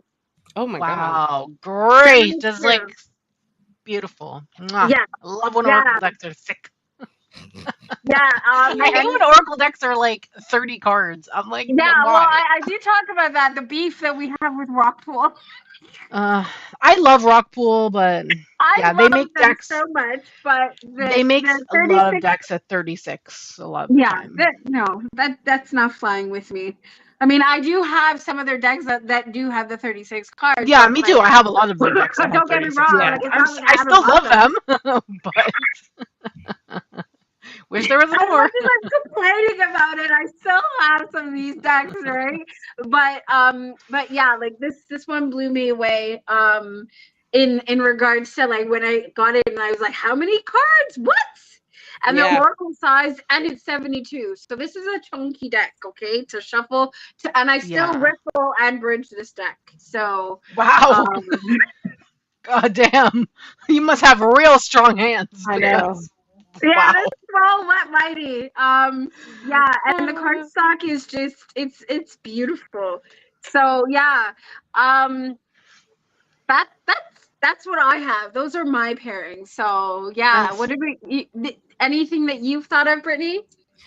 I have 3. I don't know that I'll actually like them. So one is the Hedge Botanical, I think it's called, by Cielo Thompson. I was thinking that too, because I have that deck as well. I was also thinking her animal deck, because she has an animal version. I don't have that. Me too. Because I think the animal one too would go better. I need it. So, yeah, that's what I was thinking also.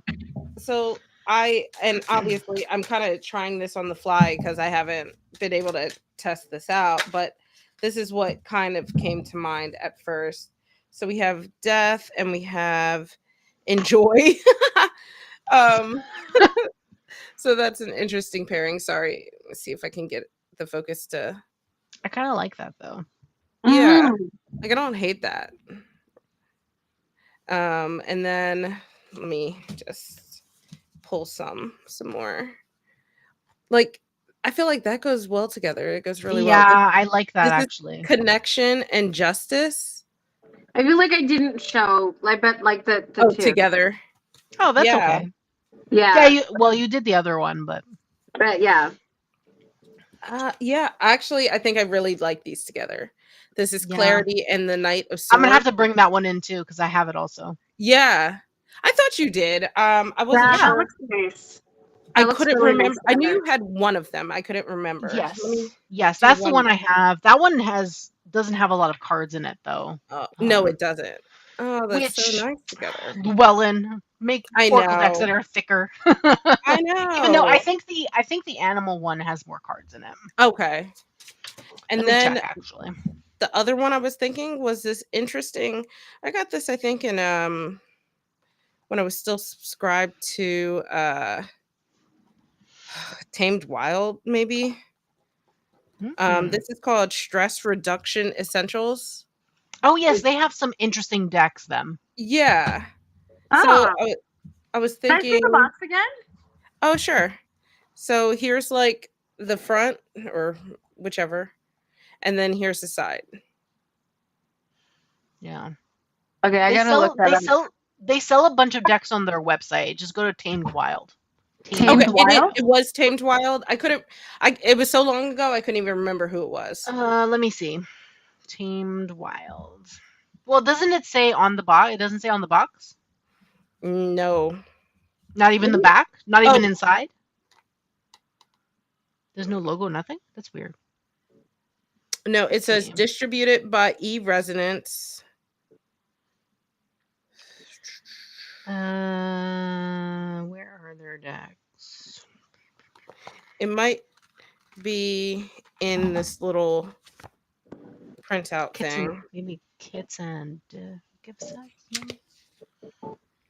Yeah, it just says it's from E-Resonance. 41 global artists. I don't generally like decks like that, like we mentioned earlier, but I mean, it's such a different deck. It doesn't really matter. But yeah, I was thinking of trying these together just to see. So this is the Queen of Pentacles, and then this card is the Essential Oils card. So it's kind of like figuring out cards for stress reduction. If it was from them, they probably don't have it anymore. Oh yeah, this was years ago. Like this is before. But they have other decks. Like they have a moon deck that's really Yeah. cute, and I mean, it could have even been Goddess runes. Provisions. This is before I even started doing Witch's Moon. So it was a long time ago. Okay. I'm not sure how I feel about this, how I feel about the things. Like this is 3 of Pentacles and Baths. I don't know. I don't know that I like this deck. It just came in a box that I had. I like the other pairing that you showed. Oh, way better. Way better. The other one that I wanted to try, only because I haven't really figured out how I want to use this deck, is the Gentle Chaos Oracle. Oh, yes, yes. So I have been using that with the Wildlands Tarot because they're both photography, but I took out the cartoon cards, the ones that are like animated or kind of drawn. I took out and I've just been using the photography cards. That's it. I took out the people cards because they were weird. Oh my god, I forgot one deck that I wanted to I was gonna pair with, but that's not a big deal because actually I can probably ask Priscilla to show it, so I don't have to get up. Okay, what deck? The Wisdom Within. You think it's scribe? So even though this is very like watercolor paired or matched with, photography, I actually kind of like these together. I think I would obviously use it with the pocket edition just to show God dang it. Just to show the size. I think that goes. Yeah, they're more in terms of height. They're more. Okay, yeah. so this is you know what? weird. Actually, to be honest, I like that pairing that you just put with the smaller deck. For some reason, I feel like this, with it being smaller from the Wisdom of the Pooh, I feel like it collabs a bit better with that deck. Yeah. Okay, so weird thing. I'm just doing pairings, but I pulled the same card from the different decks for the pairing. So it's really funny. I just thought it was. So I actually think I like that. I think I might consider exploring the pairings with Gentle. I pulled out the self-portraits. I still think that's weird, honestly. Like someone else's self-portraits in my deck. So I pulled that out. Okay. From which deck? The Gentle Chaos. Oh, okay. And I've been trying to figure out ways how I want to use it because I don't hate the deck. I just don't like it in completion. Gotcha. Yeah, I pulled out all the cards that look like they're like cartoony and just kept the photography cards. That's all I've been using is the photography cards. Yeah, that makes sense. I think I'm going to try it out this way. Now, for me, the reason why I asked, I was saying for Priscilla to bring the Wisdom Within is just because of the fact that it's Wisdom of Pooh, and then the idea of Wisdom Within, we're pulling out the wisdom from Pooh, so it's just, Yeah, so this is like another affirmation deck. I do have an unboxing of this on my channel. What's the back look like? Oh, okay. I Yeah. don't hate it. I actually don't hate it. And I think it's, yeah, and I really like how I really love that deck actually. Well, that was one that I remember I wanted for a while, and then I didn't get it until Priscilla showed it on her channel. I was like, then my piggies went nuts.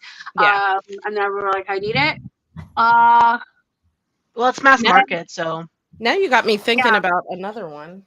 yeah, and then I got that one, and then of course then Priscilla had to go and then show the other one by yeah, I Sacred showed Scarf. pretty much everything that they've put out thus far Yeah. Mhm. because they sent me everything, but So the piggy went and had to go buy that other one too because of Priscilla.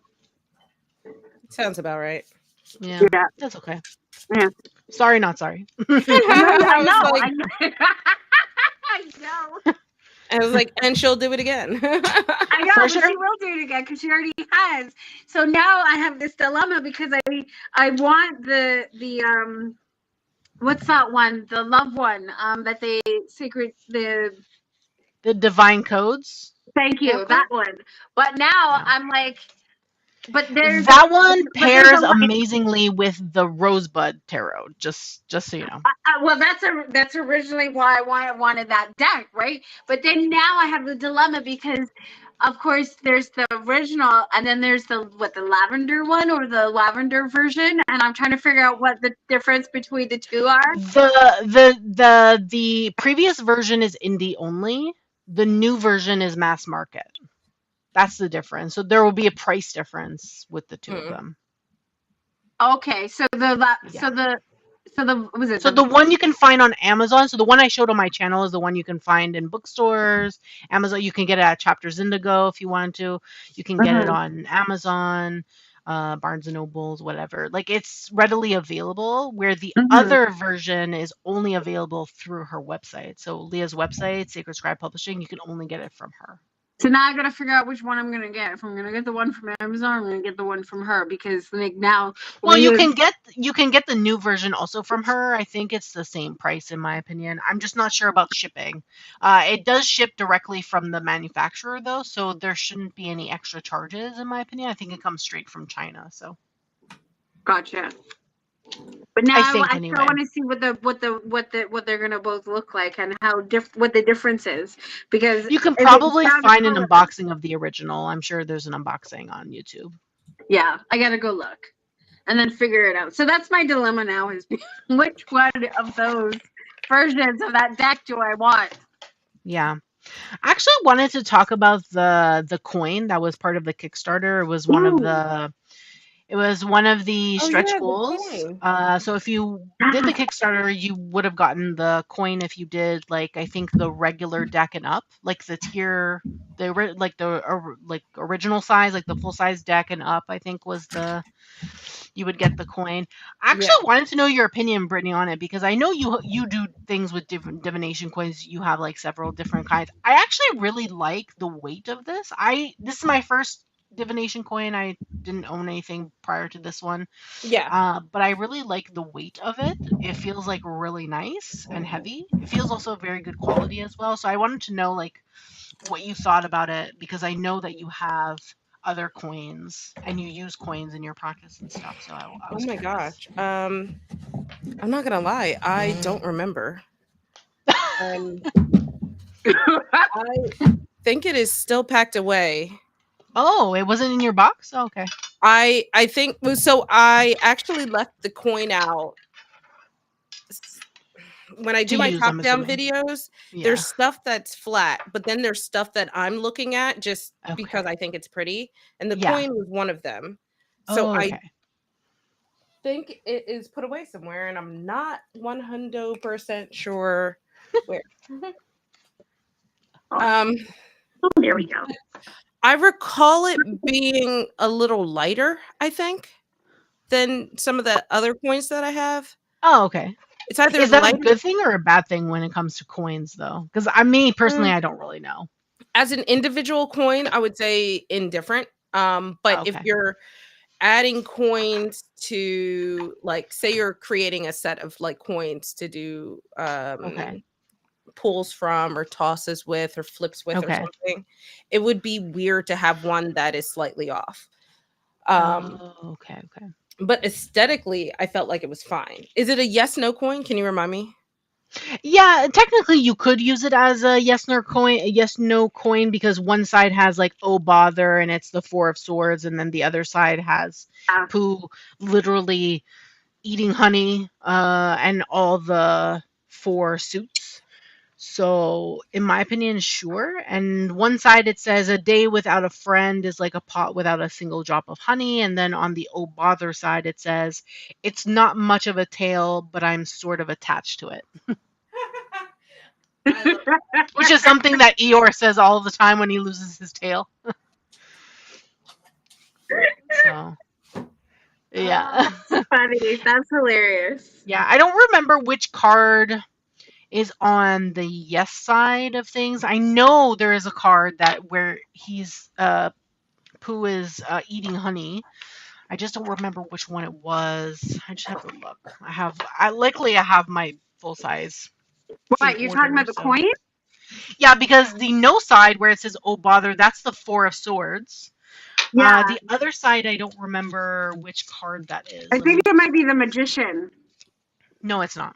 Oh, it's not? No, the magician is rabbit. Okay, because there's the reason why I said that is because there's wands and swords on here. Yeah, I know, but and cups and pentacles. The art in the center is what I'm talking about. What's around it was extra. It was added, extra. Okay. I think is like decoration. But I know there's a card in here where he's like eating honey. It's one of the honey pots cards, maybe. Yeah, this one, the 5 of cups. You see the way he's like eating the honey. Yeah. It's the same kind of way that he's eating the honey on the cards. So I mean on the coin. So that's what I was looking for. And I think it's really cute too that the coin because again if we're like you know me and my synchronicities and that whole thing there, but one thing that I just happened to notice is the fact that so the coin says like I just realized that the oh bother. Yeah. Okay, I found it. So the coin it matches the book. And the book has oh bother. For those who are joining now, this book is from Running Press, just so you know. Yes. It is not from Rue and Vervain, just to clarify. And you can get it from Running Press. It's already released. It released May 7th. Yes. Available on Amazon. Right. Wherever you find books, it's available. Let me see here. I have the coin. Yes, you found it.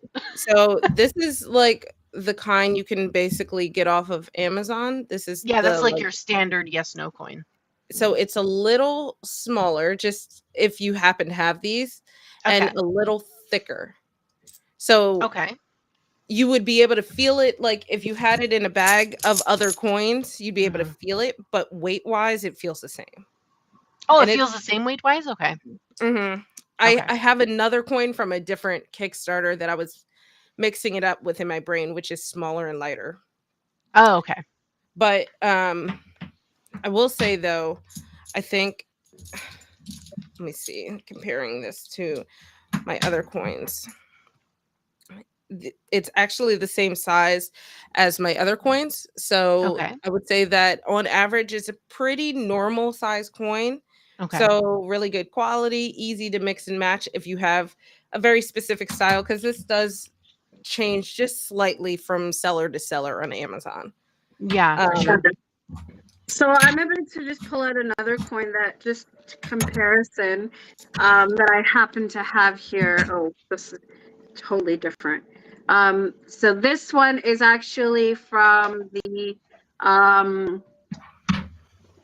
what's it called? Eye of the Ocean. It's the playing card and book set. So it's a whole, like it's a novel, and it comes with like 4 different playing cards, and they all sort of incorporate into the story. So that one, the first set of that of the Eye of the Ocean, because volume 2 now is out. Well, I say out, I mean, sorry, it already kickstarted and it's in the process of whatever. But this is the first one. So this, yeah, and the coin, I don't know if you can tell, but it's flatter here. It's thin. Very thin, yeah. As opposed to, yeah, like you can see. Yeah, very thin. Yeah. So that's the difference there with those coins. And then I think I have another one from the Lillifer Tarot. I also have the gold, I think the coin that came from the gold edition. Oh, nice. Let's see if I can pull out that coin here. Oops.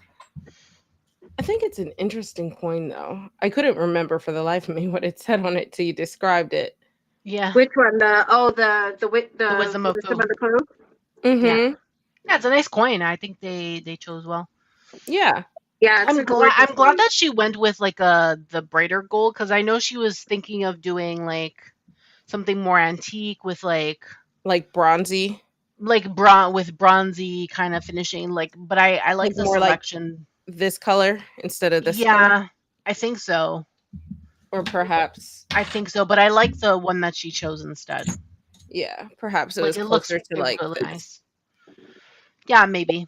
I actually prefer this, but I don't think that I would add this into my coin collection because it's so unique. So this is more so in my collectibles collection. Okay, yeah. Yeah. It's the only coin that I have, so I'll probably use it if I want to do something. Yeah, that makes sense. Since I don't have any other coins to do yes or no questions with, even though I can use tarot for yes or no, or use I have the oracle deck, the crystal ball oracle, that's also yes or no, or the angel answers, which are also yes or no oracle. So I have decks that I can use. You have options. This is the Lillifer, and this one is a yes or no coin. Yeah.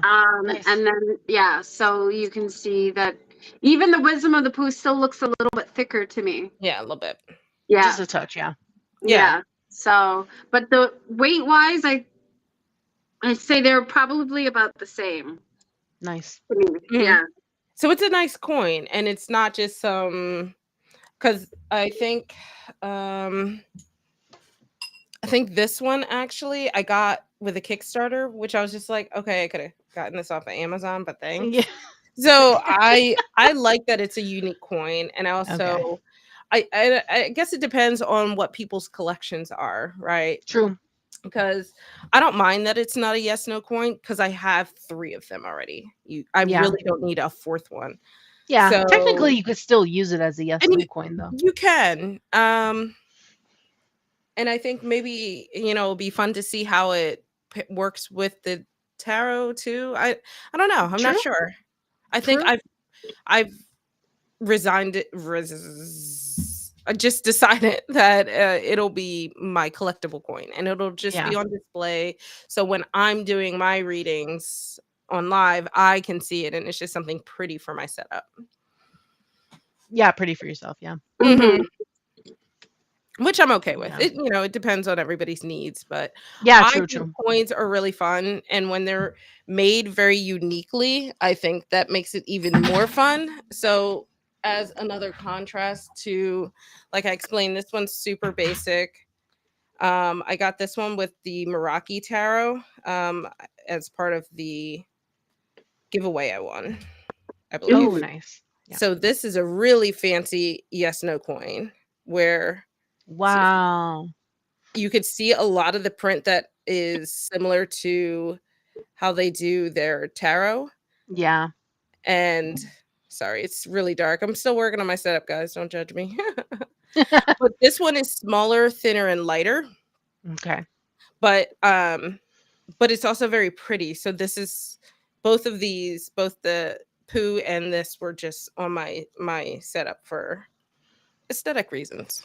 Yeah, decoration. Mm-hmm. Nice. Serafina says that she keeps hers on her altar, which is Yeah, nice. similar. I like that. Yeah. Yeah. I don't consider this my altar, but it's still a nice space. Yeah. It's my tarot space, I guess. Yeah. So yeah, I like that. I also I realized there's more stuff I put on the bottom to protect of this box. Ooh, what'd you put in it? I put the stickers. Yeah. I really love the stickers. You can still get the stickers. I believe they're $6 USD for a sheet. I think it's a whole Get them sticker on book, those. isn't it? No, there's the sticker book, but you can also get the stickers separately. Oh, These okay. particular Wait, stickers, so I'm there's pretty a sure I sticker saw book that. too? Yes, there is a sticker book. Yes. Yes. Let me go back to her shop.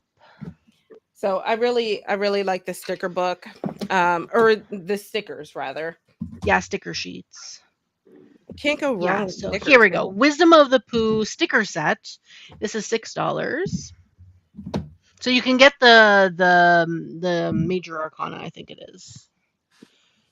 Yeah. Yeah. So it's 2 sheets. You get the 22 major arcana and the moon phase plus suit stickers. That's $6 for those 2 sheets that you can get. And then there's the sticker book, which is on pre-order currently. It's the Pooh's Mystical sticker book. It's $20 USD. And you can pre-order it currently. It comes with 60 pages of stickers. The major arcana stickers, minor arcana stickers, moon phase stickers, and astrological stickers is what's in there.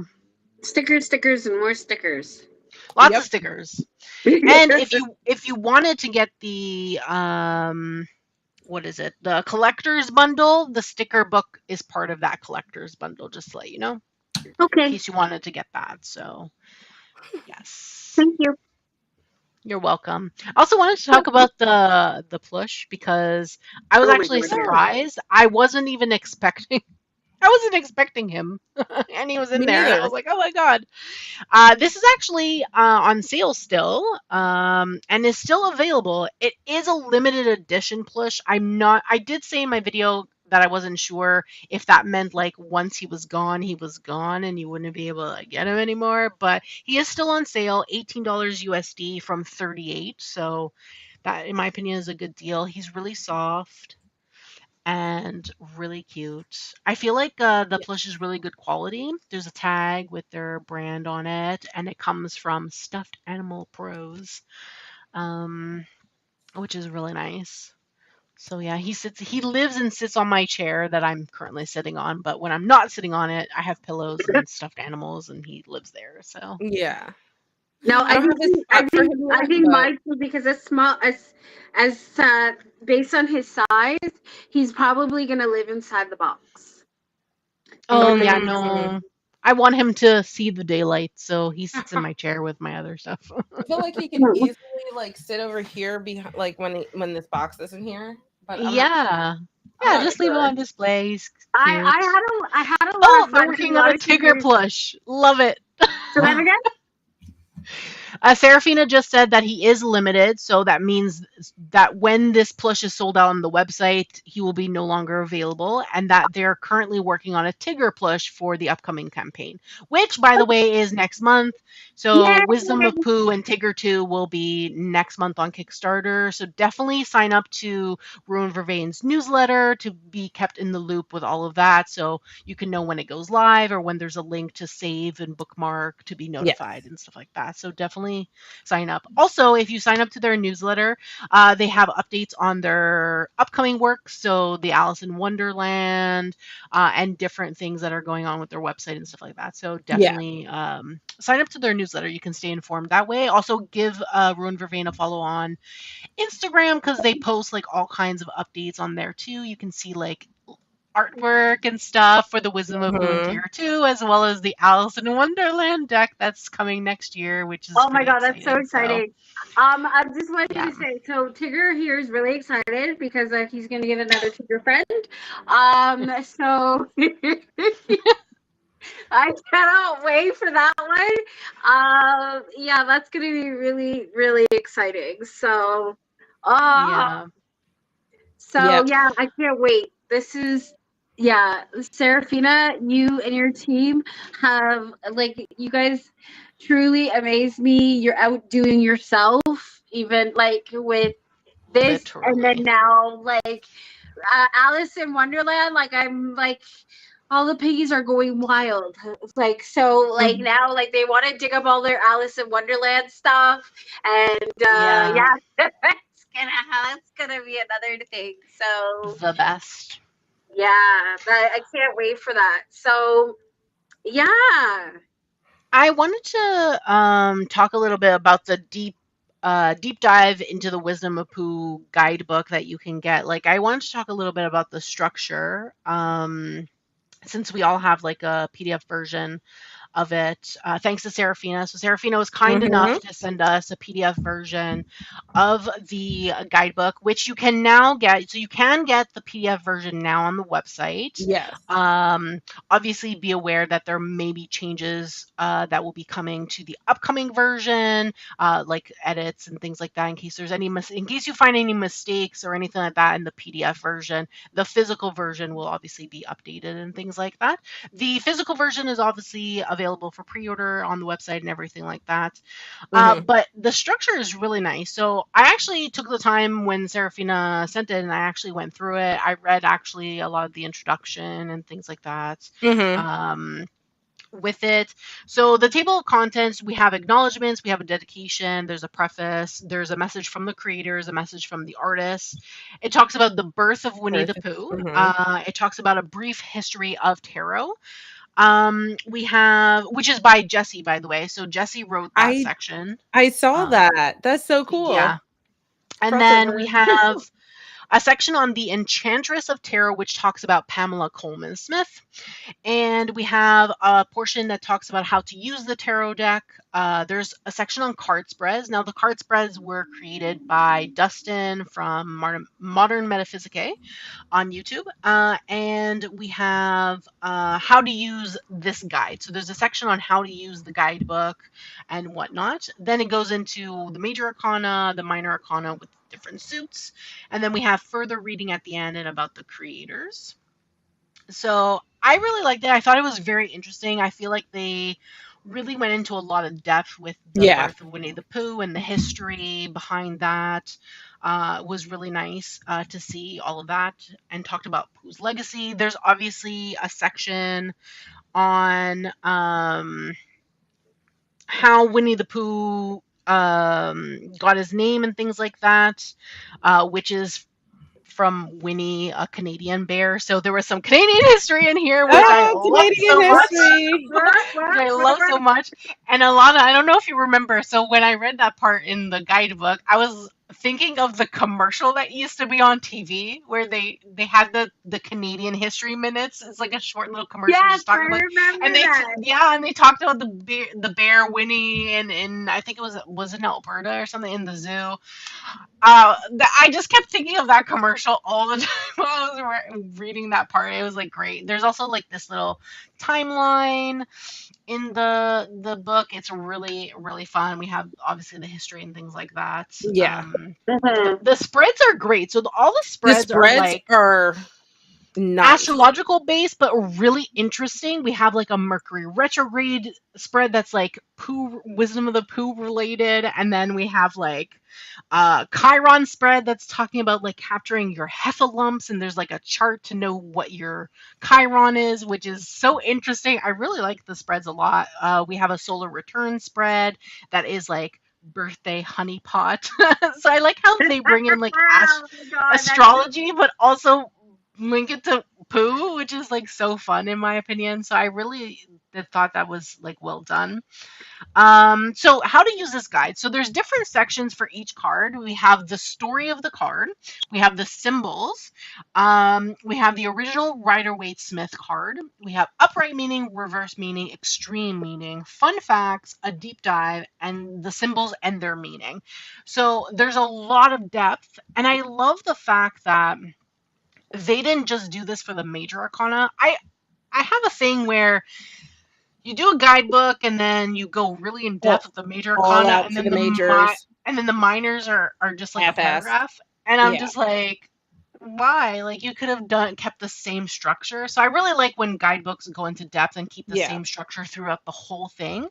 And you get that in this deep dive guidebook. Like, the structure is the same for every single card, including the minors, including the courts, which I really love about this.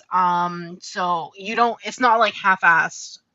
Yeah. Majors really well done, and then the minors are just a paragraph, and that's it. You get everything for every single card, including the bonus cards. So El Fulio, Pure Joy, Togetherness, Bravery, they're all in the guidebook as well, and they go into depth. They each have their own story and things like that. So I really like this. I actually was wondering if one of you would like to pull a card, and I can read straight from the guidebook so people can see how it's read. So if you wanted to do that, I could do that. I will say I also really like that in the guidebook it has like a little photo of the original Rider-Waite Smith. So you're trying to do a true deep dive of the crossovers of the symbolism and where things diverge. It's really nice that that's in there as well. Yeah, and they also have the original symbolism as well. So we have the small image, but the first part of the symbolism is literally from the original, with the original from the original card. So you really get the differences between the new card and the original card, which is really cool. Do you want me to just pull one card? Yeah, just pull one card and I'll let me find it in the guidebook and read.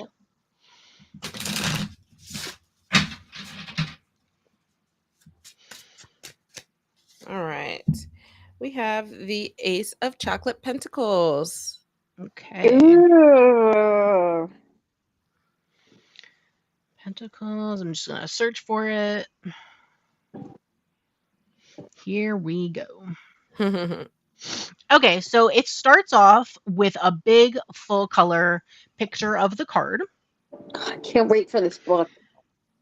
And then you go straight into the first entry. So it starts off by saying Ace of Pentacles, opportunity, good fortune, prosperity. The story. It was shaping up to be a glorious day in the 100-acre wood. Winnie the Pooh had just awoken and was admiring a particularly playful ray of sunlight beaming through his window, and that seemed to cast a magical glow over the room.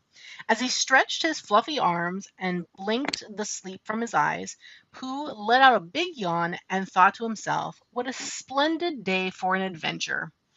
With a bit of bounce in his step, Pooh stepped out of his cozy little house, his rumbling tummy reminding him that breakfast was indeed the most important meal of the day. Time for a smackerel or two of honey, Pooh announced, as he gave his round belly a pat. And with that, he set off down the path toward his favorite honey tree. As he strolled along the familiar paths of the forest, he noticed a particular glow in the distance. Intrigued, he followed the shimmering light until he stumbled upon a mysterious pile of golden seeds glistening in the sunlight. Pooh had never seen seeds quite like these before and was filled with curiosity about what kind of magical plants such wondrous seeds would grow. Pooh decided the only way to find out was to plant the seeds and see what would happen. And so Pooh spent the afternoon planting the mysterious seeds in his garden. The next morning, as he stepped outside, he was amazed to find that the seeds had grown overnight into magical chocolate pentacles, their golden hues shimmering just like the seeds had done the day before. Pooh blinked in disbelief, hardly daring to believe what his eyes were seeing. How very curious, he muttered to himself as he observed the rows upon rows of glimmering pentacles. I must be dreaming. As he pinched himself, quite gently of course, the chocolate pentacles remained, their sweet scent filling the air with the most delightfully rich fragrance. Unable to resist the temptation of the delicious treats, curiosity got the better of Pooh, and he reached out and plucked one of the chocolate pentacles from the ground. With a delighted hum, he popped it into his mouth and savored the rich velvety taste. "Oh my!" exclaimed Pooh, his eyes widening with wonder. This is the most delicious thing I've ever tasted, but where could these seeds have come from? And just then, as if in answer to Pooh's question, a soft hum filled the air and a shimmering light suddenly appeared above him. Pooh looked up and gasped in amazement as a large golden pentacle, dazzling and radiant, appeared in the sky, glowing with an otherworldly light. "Well, hello there, Pooh Bear!" came a gentle voice emanating from the sky above. Pooh blinked and looked around, trying to find the source of the voice. "Who's there?" he asked cautiously. "Is that you, Piglet?" "Silly old bear, it is I, the spirit of the 100-acre wood," replied the voice, its tone warm and inviting. "I have come to show you all the magical abundance that surrounds you, Pooh Bear." Pooh's eyes widened and with wonder as he watched the large pentacle in the sky shimmer and dance with a dazzling delight. Dazzling display, of light. Very curious indeed, Pooh whispered to himself as he stared wide-eyed at the mystical rather, light in the sky. Then suddenly his brow furrowed, and he contemplated the spirit's words. Pardon me, spirit, but what exactly is abundance?" he asked, his curiosity piqued. The spirit of the word smiled and gestured toward the chocolate pentacles growing at Pooh's feet. "Well, abundance means having plenty, Pooh, and these chocolate pentacles represent the richness and prosperity that abounds here in the 100-acre wood," explained the spirit. "They are a reminder that your kind heart and curious soul and blessed you with all that you will ever need. And because of your giving nature and generosity, there is plenty to share with all of those you love and hold dear." Pooh nodded, with his heart swelling with gratitude. "And what about this rather large pentacle in the sky?" he asked, pointing upward. "Is that made of chocolate too?" The spirit giggled softly. "No, that, my dear Pooh, is a symbol of the infinite possibilities and opportunities that await you. It is a sign that the magical energy of the 100-acre wood is conspiring in your favor." Pooh listened intently, his eyes sparkling and with wonder as he took in the magical scene before him. "And what does a bear such as myself do with all this abo abun all this plenty?" asked Pooh. He can't say abundance, so funny. Aw. The spirit of the wood smiled and gently replied, "Well, all you really need to do, dear Pooh, is open your heart to receive the gifts that surround you. Trust in the magic of the 100-acre wood and continue sharing your gifts with others, and you shall always find yourself blessed with all you need." Pooh nodded humbly. "Thank you, spirit. I shall do just that." As the spirit faded back into the forest, Pooh began gathering the chocolate pentacles one by one, excited to share the magical gifts with all his friends. And as he did, a smile began to spread across Pooh's face, for he couldn't help but feel very thankful for the ever present spirit of abundance and prosperity that surrounded not only him, but all the beloved creatures of the mystical and magical 100-acre wood. So that's the story associated with the card. And you can definitely see that the meaning of the card is within the story. So you're reading a story to understand the card.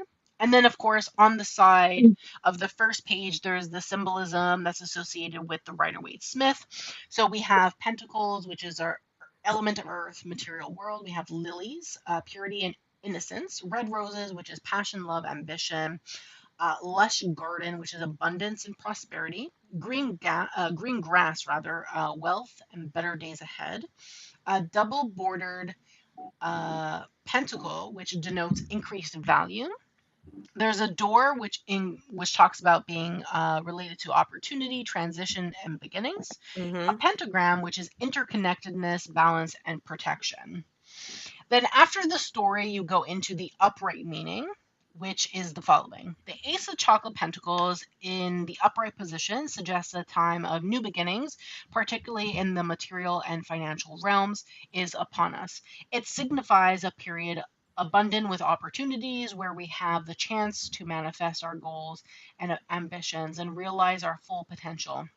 And this card indicates that our desires are within reach and attainable through purposeful action. Often it suggests the inception rather of a new venture or financial endeavor that promises long-term success and security. The Ace of Chocolate Pentacles brings a positive message of material gain, happiness, and contentment, encouraging us to seize new opportunities and lay foundations for the future. Then after that, it goes into the reverse meaning of the card, which is when reversed, the Ace of Chocolate Pentacles suggests a period marked by financial setbacks or missed opportunities, possibly stemming from a lack of financial or material planning. It could indicate experiencing financial losses, which lead to missed opportunities for prosperity or encouraging setbacks in new ventures. This card may also serve as a reminder that focusing excessively on material wealth may lead us to overlook other aspects of life that bring true fulfillment and contentment. It serves as a gentle warning to reevaluate our priorities and ensure we are investing our time and resources wisely. And then we go into the extreme meaning. So at its extreme, Damn, the like Ace of you ain't. Chocolate. Yeah. I'm reading the whole entry, like so everyone could know what they get when they get this book because No, I it's know, amazing. but It's so I'm much depth. loving I love it. every minute of this. I'm just shocked that it's not done yet. No. There's a lot. It's a few pages. So, as at its extreme, the Ace of Chocolate Pentacles signifies an obsession with wealth and material possessions. This singular focus on financial gain can come at the expense of our relationships, health, and or other important aspects of life. It may also lead to feelings of isolation or emptiness, underscoring the importance of balance and perspective in our pursuit of prosperity. Then it goes into the deep dive, and it states the following. So the following is the Ace of Chocolate Pentacles is a card that brings with it the promise of new beginnings, especially in the world of material things and finances. It tells of opportunities for abundance, prosperity, and the growth of our financial well-being. This card also suggests the start of new ventures in business, work, or money matters, offering the hope of stability and security. It reminds us to keep our feet firmly on the ground, to attend to practical matters, and make the most of the chances that come our way. Overall, the Ace of Chocolate Pentacles is a card filled with positivity, symbolizing potential, prosperity, and the fulfillment of our material goals and wishes. In the story, Winnie the Pooh steps outside to find rows of chocolate pentacles instead of the usual brush and trees. Then suddenly, a shimmering light and a gentle voice reveal themselves as the spirit of the wood, who explains that the chocolate pentacles symbolize the abundance and prosperity of the 100-acre wood, a gift for Pooh's kind heart. The spirit encourages Pooh to open his heart to receive this abundance. For Winnie the Pooh, who is known far and wide for his gentle spirit, the Ace of Chocolate Pentacles is a symbol of hope and optimism. It encourages Pooh as he wanders through the 100-acre wood to take time to marvel at the beauty of the world all around him, tapping into the innate sense of wonder and awe that abounds the wood. This card actually went through several transitions before we landed on the final design. Once again, we were torn between honoring Pixie's rendition of the card, and Pixie, by the way, in case anyone doesn't know, that's Pamela Coleman Smith, and finding artwork or a theme that fit into the world of the 100-acre wood. We landed on an original E.H. Shepard piece titled Winnie the Pooh and Piglet. Initially, we had Kat recreate the image with just Pooh and Piglet. However, as we were reviewing the suits, it felt important to have the characters featured alone in the aces. So Yeah. we had Kat update the artwork and remove Piglet. Other than adding the chocolate pentacles to the garden, Kat kept most of the original features of the artwork and did a fabulous job recreating the magic of the original while incorporating the elements of the Ace of Pentacles. And there is a picture of the draft that they did inside the book as well. So it says draft Ace of Pentacles artwork, where it's Pooh and Piglet together. Now, the last thing here that's stated is the symbols and their meanings. We have the first symbol and their meaning being opportunity. And opportunity says the Ace of Chocolate Pentacles features a large golden pentacle being presented to Pooh outside of his home. In the tarot, the pentacle is a symbol for earth and the material world. The presentation of the pentacle to Pooh represents opportunities now appearing and being present that weren't available before. These new opportunities and possibilities are shown by the door, which symbolizes opportunity and transition. The red roses represent the passion and ambition we need to take advantage of the opportunities being presented to us. And then the second symbol in their meaning that they have listed is good fortune and prosperity, which states the good fortune being offered by the Ace of Chocolate Pentacles is represented by the offering of the large pentacle in the sky. The green grass can also be interpreted as greener pastures or better times ahead. Abundance and prosperity are also symbolized by the lush garden with the plentiful growth of chocolate pentacles. And that's it for that particular entry. Oh, they do have the original artwork that is by E.H. Shepard also in the book as well. So this was the original artwork that inspired the draft artwork, which they then changed to the final artwork that we have now. So yeah, so that was everything I read Wow. for the Ace of Chocolate Pentacles. As you can see, the entries are very detailed. The structure is fantastic. I love the story in the beginning. It just makes you, it really gets you to like go into Winnie the Pooh and the characters and just it's really cute. I love how they did that and really brought that in. I think that was a nice touch to understand the card, but in like story form, so you get like that Winnie the Pooh kind of vibe, but also a hint of what the card means as well, like traditional tarot meaning anyway. So I really like that a lot. I absolutely love that. And I think the more that you continued to go on, and that I was realizing you weren't done yet, I'm thinking, damn. Well, Serafina and her team there, they more than outdid themselves. Like they were like outer space themselves. Like I was like that's even a thing. But I was like, it blew me away. And you know where? Okay, so here's the other thing that I kind of I felt like I was thrown into a deep dive. So as we've been doing our walkthroughs, and and I've seen other people's walkthroughs and stuff like that, and we're when I think about present day and where we're at society wise, and the fact that we're dealing with so many people and so much unhealed trauma and things like that. The one thing that I want to compliment Serafina and her sister together on is that the joint the blessings and the prayer card.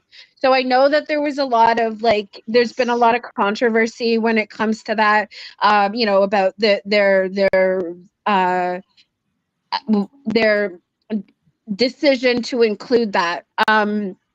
Right. And I thought it was very special. Like I said, like I do, I would consider myself to be very spiritual. I do talk about, my upbringing and, hanging on to Christianity in that regard. But not following the dogmatic sort of, you know, aspects of religion. But one thing that I felt like and again, it goes back to the idea of personal touch and things like that, is the blessing and the prayer card.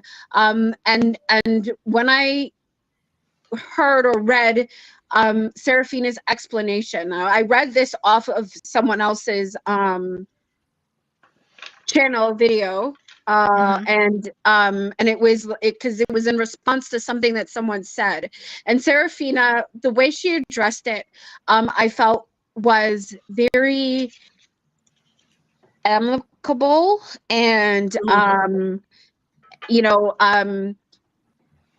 and she didn't have to go into any explanation, right? Like in regard to that, like to me, when it comes to the understanding, and again, what this whole Winnie the Pooh world sort of represents is the idea of acceptance. The self-acceptance, and as we self-accept, we're leaving room for the acceptance of others, because they, you know, we're imperfect beings, right? And so to me, that's what this whole idea of Winnie the Pooh's story is about, right? And you know, and what that means and how that sort of reflects in society. And so Seraphina's and her sisters, you know,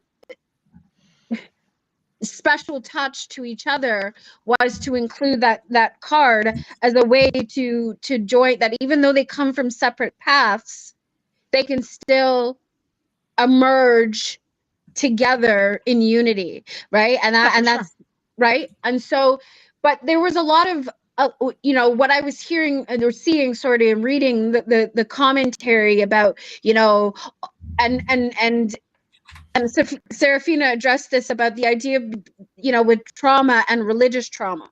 And there's a lot of people that have that, right? And because of that, people tend to be triggered. But we have to remember, and again, this sort of goes back to the whole, what I represent, what I feel my channel represents, and why I do what I do is the inclusion and the acceptance of everyone wholeheartedly, right? And so the backlash of what was the comments about, you know, their decision to include that was their decision, that's their work, you don't have to accept it, you don't have, but to, and you are entitled, everyone is entitled to their own opinion, but as much as we're entitled to our own opinion, there's also the idea of respect of other people and what they have to offer. And so just because it's something that you didn't like, you can by all means do whatever you want, right, with it. But the fact that the backlash and of what people were saying and the negativity, because they're allowing their trauma of whatever to get in the way of that, and then, to me, disrespecting the artists, creators, for what their position is, and other people who may appreciate that. That's the part, and the fact that Serafina felt that she had to even justify herself. That was the other part that sort of saddened me, where that was concerned, because to me, what they've created is profound. What the work that and the energy, the love, that the labor that was put into this work is what is to me to be appreciated and loved for what it is. Whether it agrees with you or not, that's a you problem. And trying to figure out, you know, how to overcome, you know, and make peace with that. That's up to the individual person. But when we're going around now trashing people for their choices, no, I don't appreciate that. And I feel like it goes against the whole idea of what, to me, the story represents, what, you know, and just in general, you know, we are as beings, right? the other aspect to that was while I was listening to this extensive reading of this card, and I think this is mainly because I had to or not had to. I recently saw there was I think it was a documentary film on Netflix, and it's about the story of Moses and Pharaoh and all of that stuff. And as you were reading that, the story, and about Pooh and the chocolate pentacle, and I'm thinking, and the voice that he was listening to, and I'm thinking, that's not far off from the story of Moses when he went up on that hill, and then there was this like burning bush that was glowing and it was talking to him, right? And I was like, okay, so Pooh is basically hearing the voice of God, essentially, just like Moses did up right? So that's where my mind went, and I was like, okay, sure. But I'm sure in any culture, anything, I'm sure there's a relatable story that kind of parallels itself to the story of Winnie the Pooh and that, right? And so that was the other thing that for me was really meaningful, and meant a lot, like, to hear you even like read that, and then the fact that it just wouldn't stop, and I was like, damn, like they really did like they really went in depth, like, yeah. They And did. so I The continue to PDF is be very 508 amazed. pages. They went in depth. The PDF is 508 pages. Jesus Christ. So yeah, I can only there you imagine go. what it'll be in physical form, how many pages that will be. That's just a PDF. Imagine like the Right? physical book. So I would now, assume maybe it's the same now thing, that's why 508, but I also believe that, like, when Seraphina said the book wouldn't fit based on the dimensions, I'm like, okay, well then, Yeah, it's not. now you know why. it's gonna be thick. Yeah, so Thick with two C's. Mhm. absolutely. So I love that, and just the spirit of community and, eclecticness and togetherness and accepting people for who they are, including ourselves, right? Because we're people too at the end of the day. We all are, a reflection of each other. So, yeah, that's amazing. That is amazing.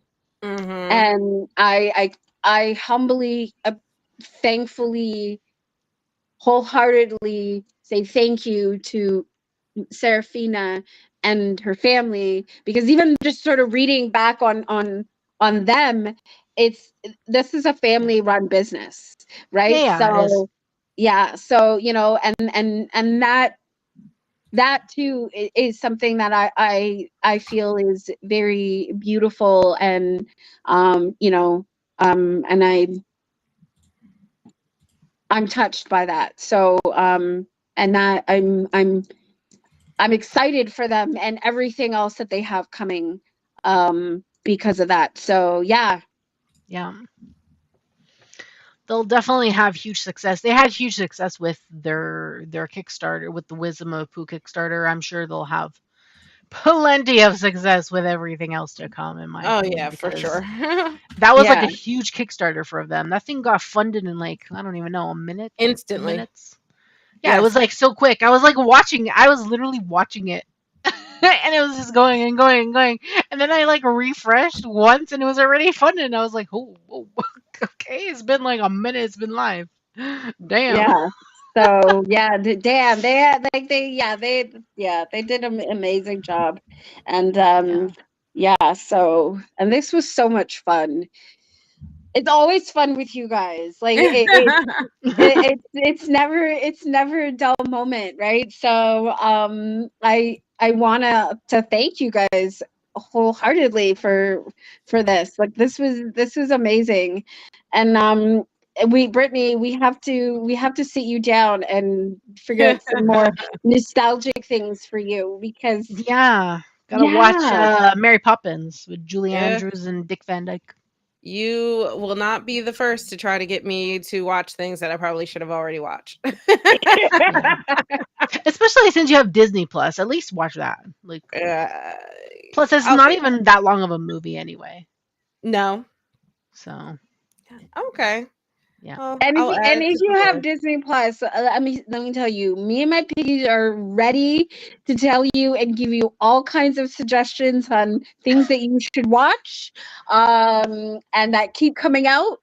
I have a list already, so you know whenever you are ready, you just and I will tell you.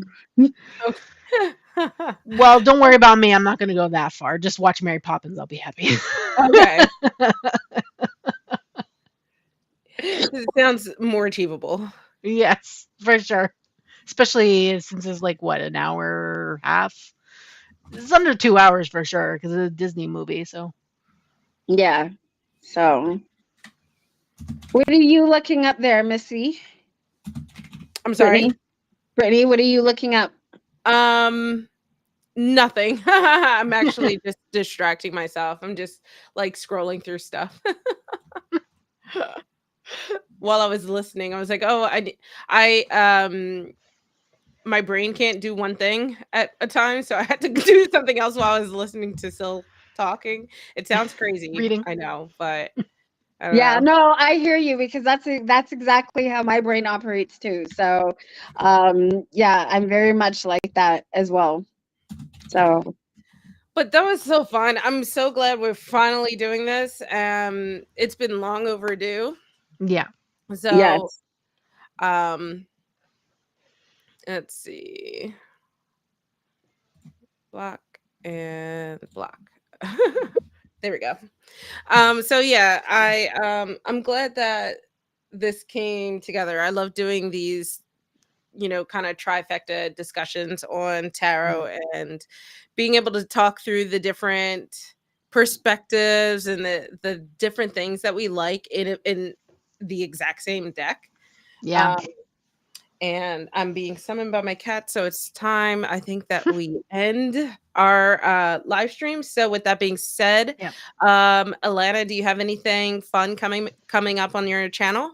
Yeah, so actually, so one of the things just sort of with Winnie the Pooh, like a and the Wisdom of the Pooh, like I had if you haven't checked out my video that I did with Drea and her books with the tarot activity book, check that out because I feel like that her books and how in depth that they go into when it comes to shadow work and alternatively doing like introspection and things like that. I feel like and again too, sort of stepping off of that what you shared with us from the big guidebook.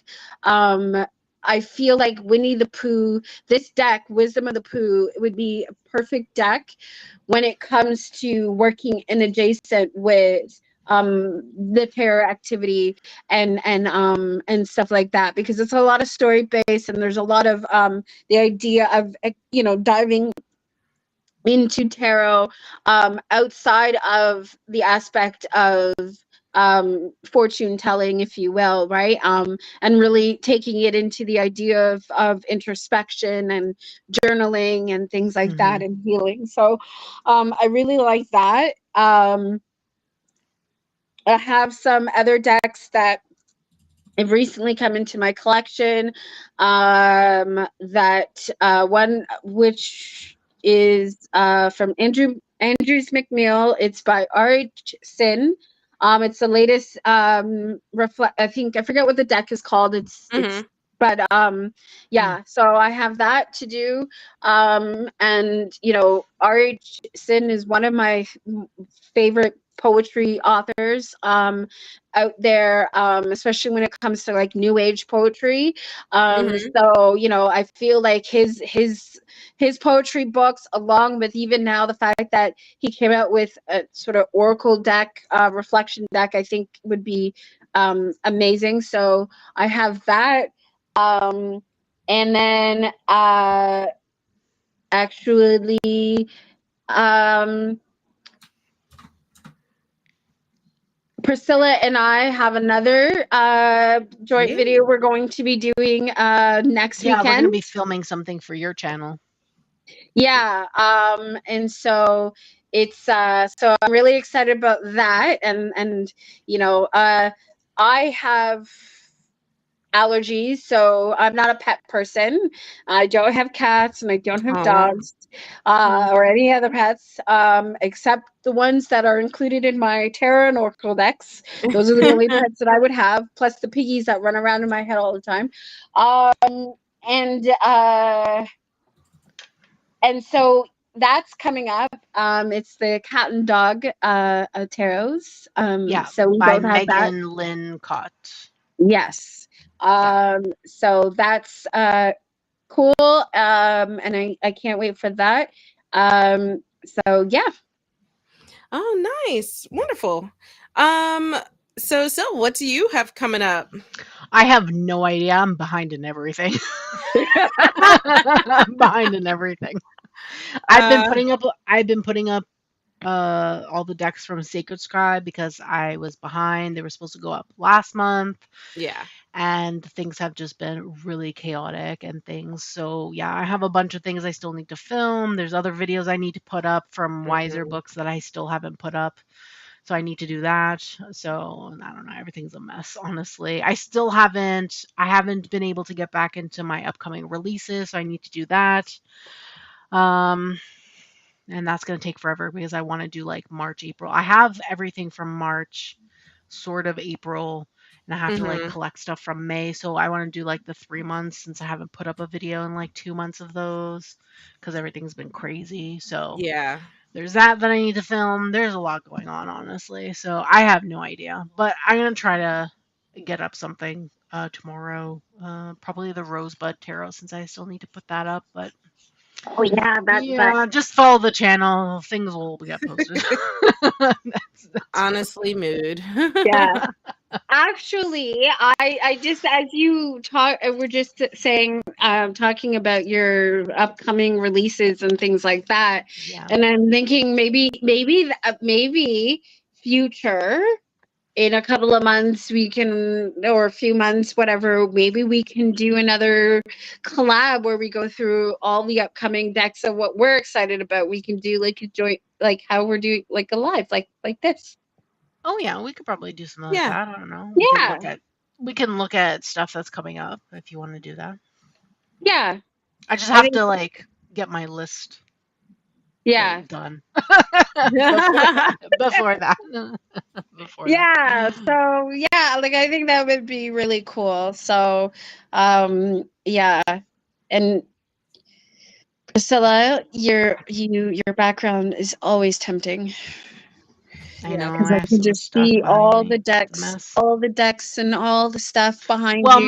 mostly you see the books, and then the tarot is there.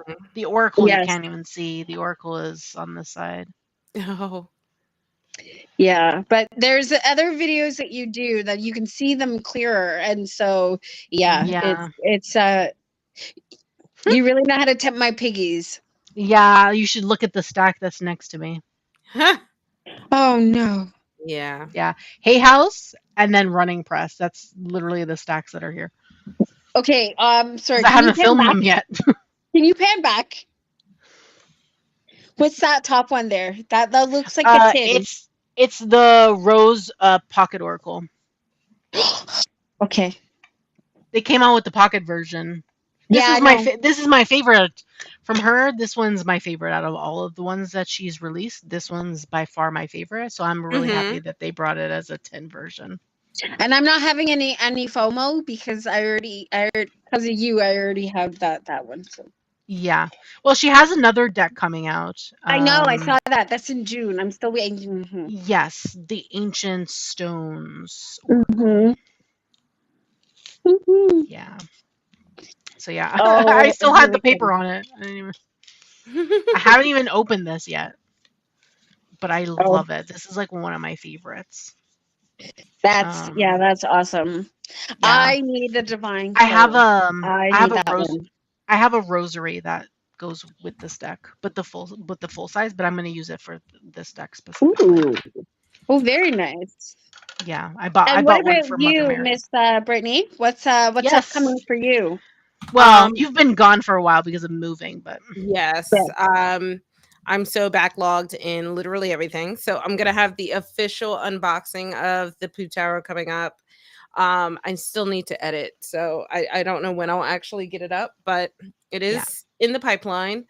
And then I have a bunch of running press things that I need to actually do an unboxing of, and just kind me of too. like a original talk through of everything. Ooh. So you can look forward to that. And then eventually, like a little further down the pipeline, I'm still working on trying to find both like ideas and time to do kind of bring more witchy stuff back to the channel. I feel like I've been talking about this for forever, but I still want to do it. It's on my to-do list. Nice. Yeah, you should do that spell series that you were talking to me about. Yeah, I should because you have the spell deck, right? Yes. Yeah, I do. So I should do that because I like the concept of that. I just haven't sat down and like recorded stuff. Yeah, I think that would be fun. That would be really interesting in my opinion, especially someone like me who doesn't like do spell work or anything. Like I would love to watch that series, honestly. Oh. Well, yeah, I think it would be so cool. Because I have that deck too. I just don't know what I'm gonna do with it. Right. So that's I guess that could create some ideas. Yeah. For sure, on like things you can do with it, or like how to make it more your own, I guess. Yes, exactly. Yeah. So yeah, I guess I should restart it. I do have one that I kind of started the worksheets of, but I haven't actually recorded it yet. Okay. Okay. I will say so I do want to do it. I will say there's one more thing that I think that I've sort of started doing, and this is more so on Instagram. So I've started hosting some lives every couple of weeks, Nice. and where I'm just doing collective readings, just having like a chit chat about maybe the latest decks or what is currently in rotation for me, and then maybe pulling some cards too, where that is concerned. So I kind of started that mainly too because coming on live on YouTube, other than, with the help of beloved Brittany, I don't, going live is not, I find that whole task sort of intimidating, especially because you've got to use like a different app to like set it up and yeah. And I feel like StreamYard is probably the easier one in my opinion. Yeah, and it's free to use. Set it up all in YouTube. I only use Restream because of stuff like this. Yeah, I think there's an option to just go live on YouTube. Isn't there? If you're not gonna have like guests on, you could just go live on YouTube. Yeah, if you're not gonna have guests. If you're not gonna have guests, if you don't want like the elaborate like backgrounds or themes or anything, I think it's just plain, and right? stuff, then you can just go live. But the thing is, I like those things, so that's the other thing too. Because I like seeing those things. So when people are doing it, I'm like, how do they do that? Yeah, I think Violet uses. What does she use? Stream something. She might use StreamYard. No, she doesn't. She uses something else. Sorry, who are you talking about? Remember. Another YouTuber. Before we delve into this, let's go ahead and end the live so you guys don't have to listen to us babble about figuring out the back end of YouTube. So we will catch you guys next month. If you have ideas for the next live stream topic, make sure you comment below, let us know, or reach out to us on Instagram or something. Oh, I thought we were going to do the one we were supposed to do last month. We were. Oscars, Golden Globes. I don't remember. That's one of the like movie tarot awards. Tarot tag. Okay, I just don't remember the name of the hashtag. Yeah, it's by Fairlight Tarot. That I do remember. Okay. Yes. So we'll be back in June to do that one, and then for anything outside of that, if you have ideas, let us know. Yeah. And make sure you're following everybody. Follow me, Sil, and Alana on YouTube. Everything is in the Instagram. description box. Thank you. Everything is in the description box. So as always, yes. So thank you guys Absolutely. so much for watching. We will see you next time. Bye.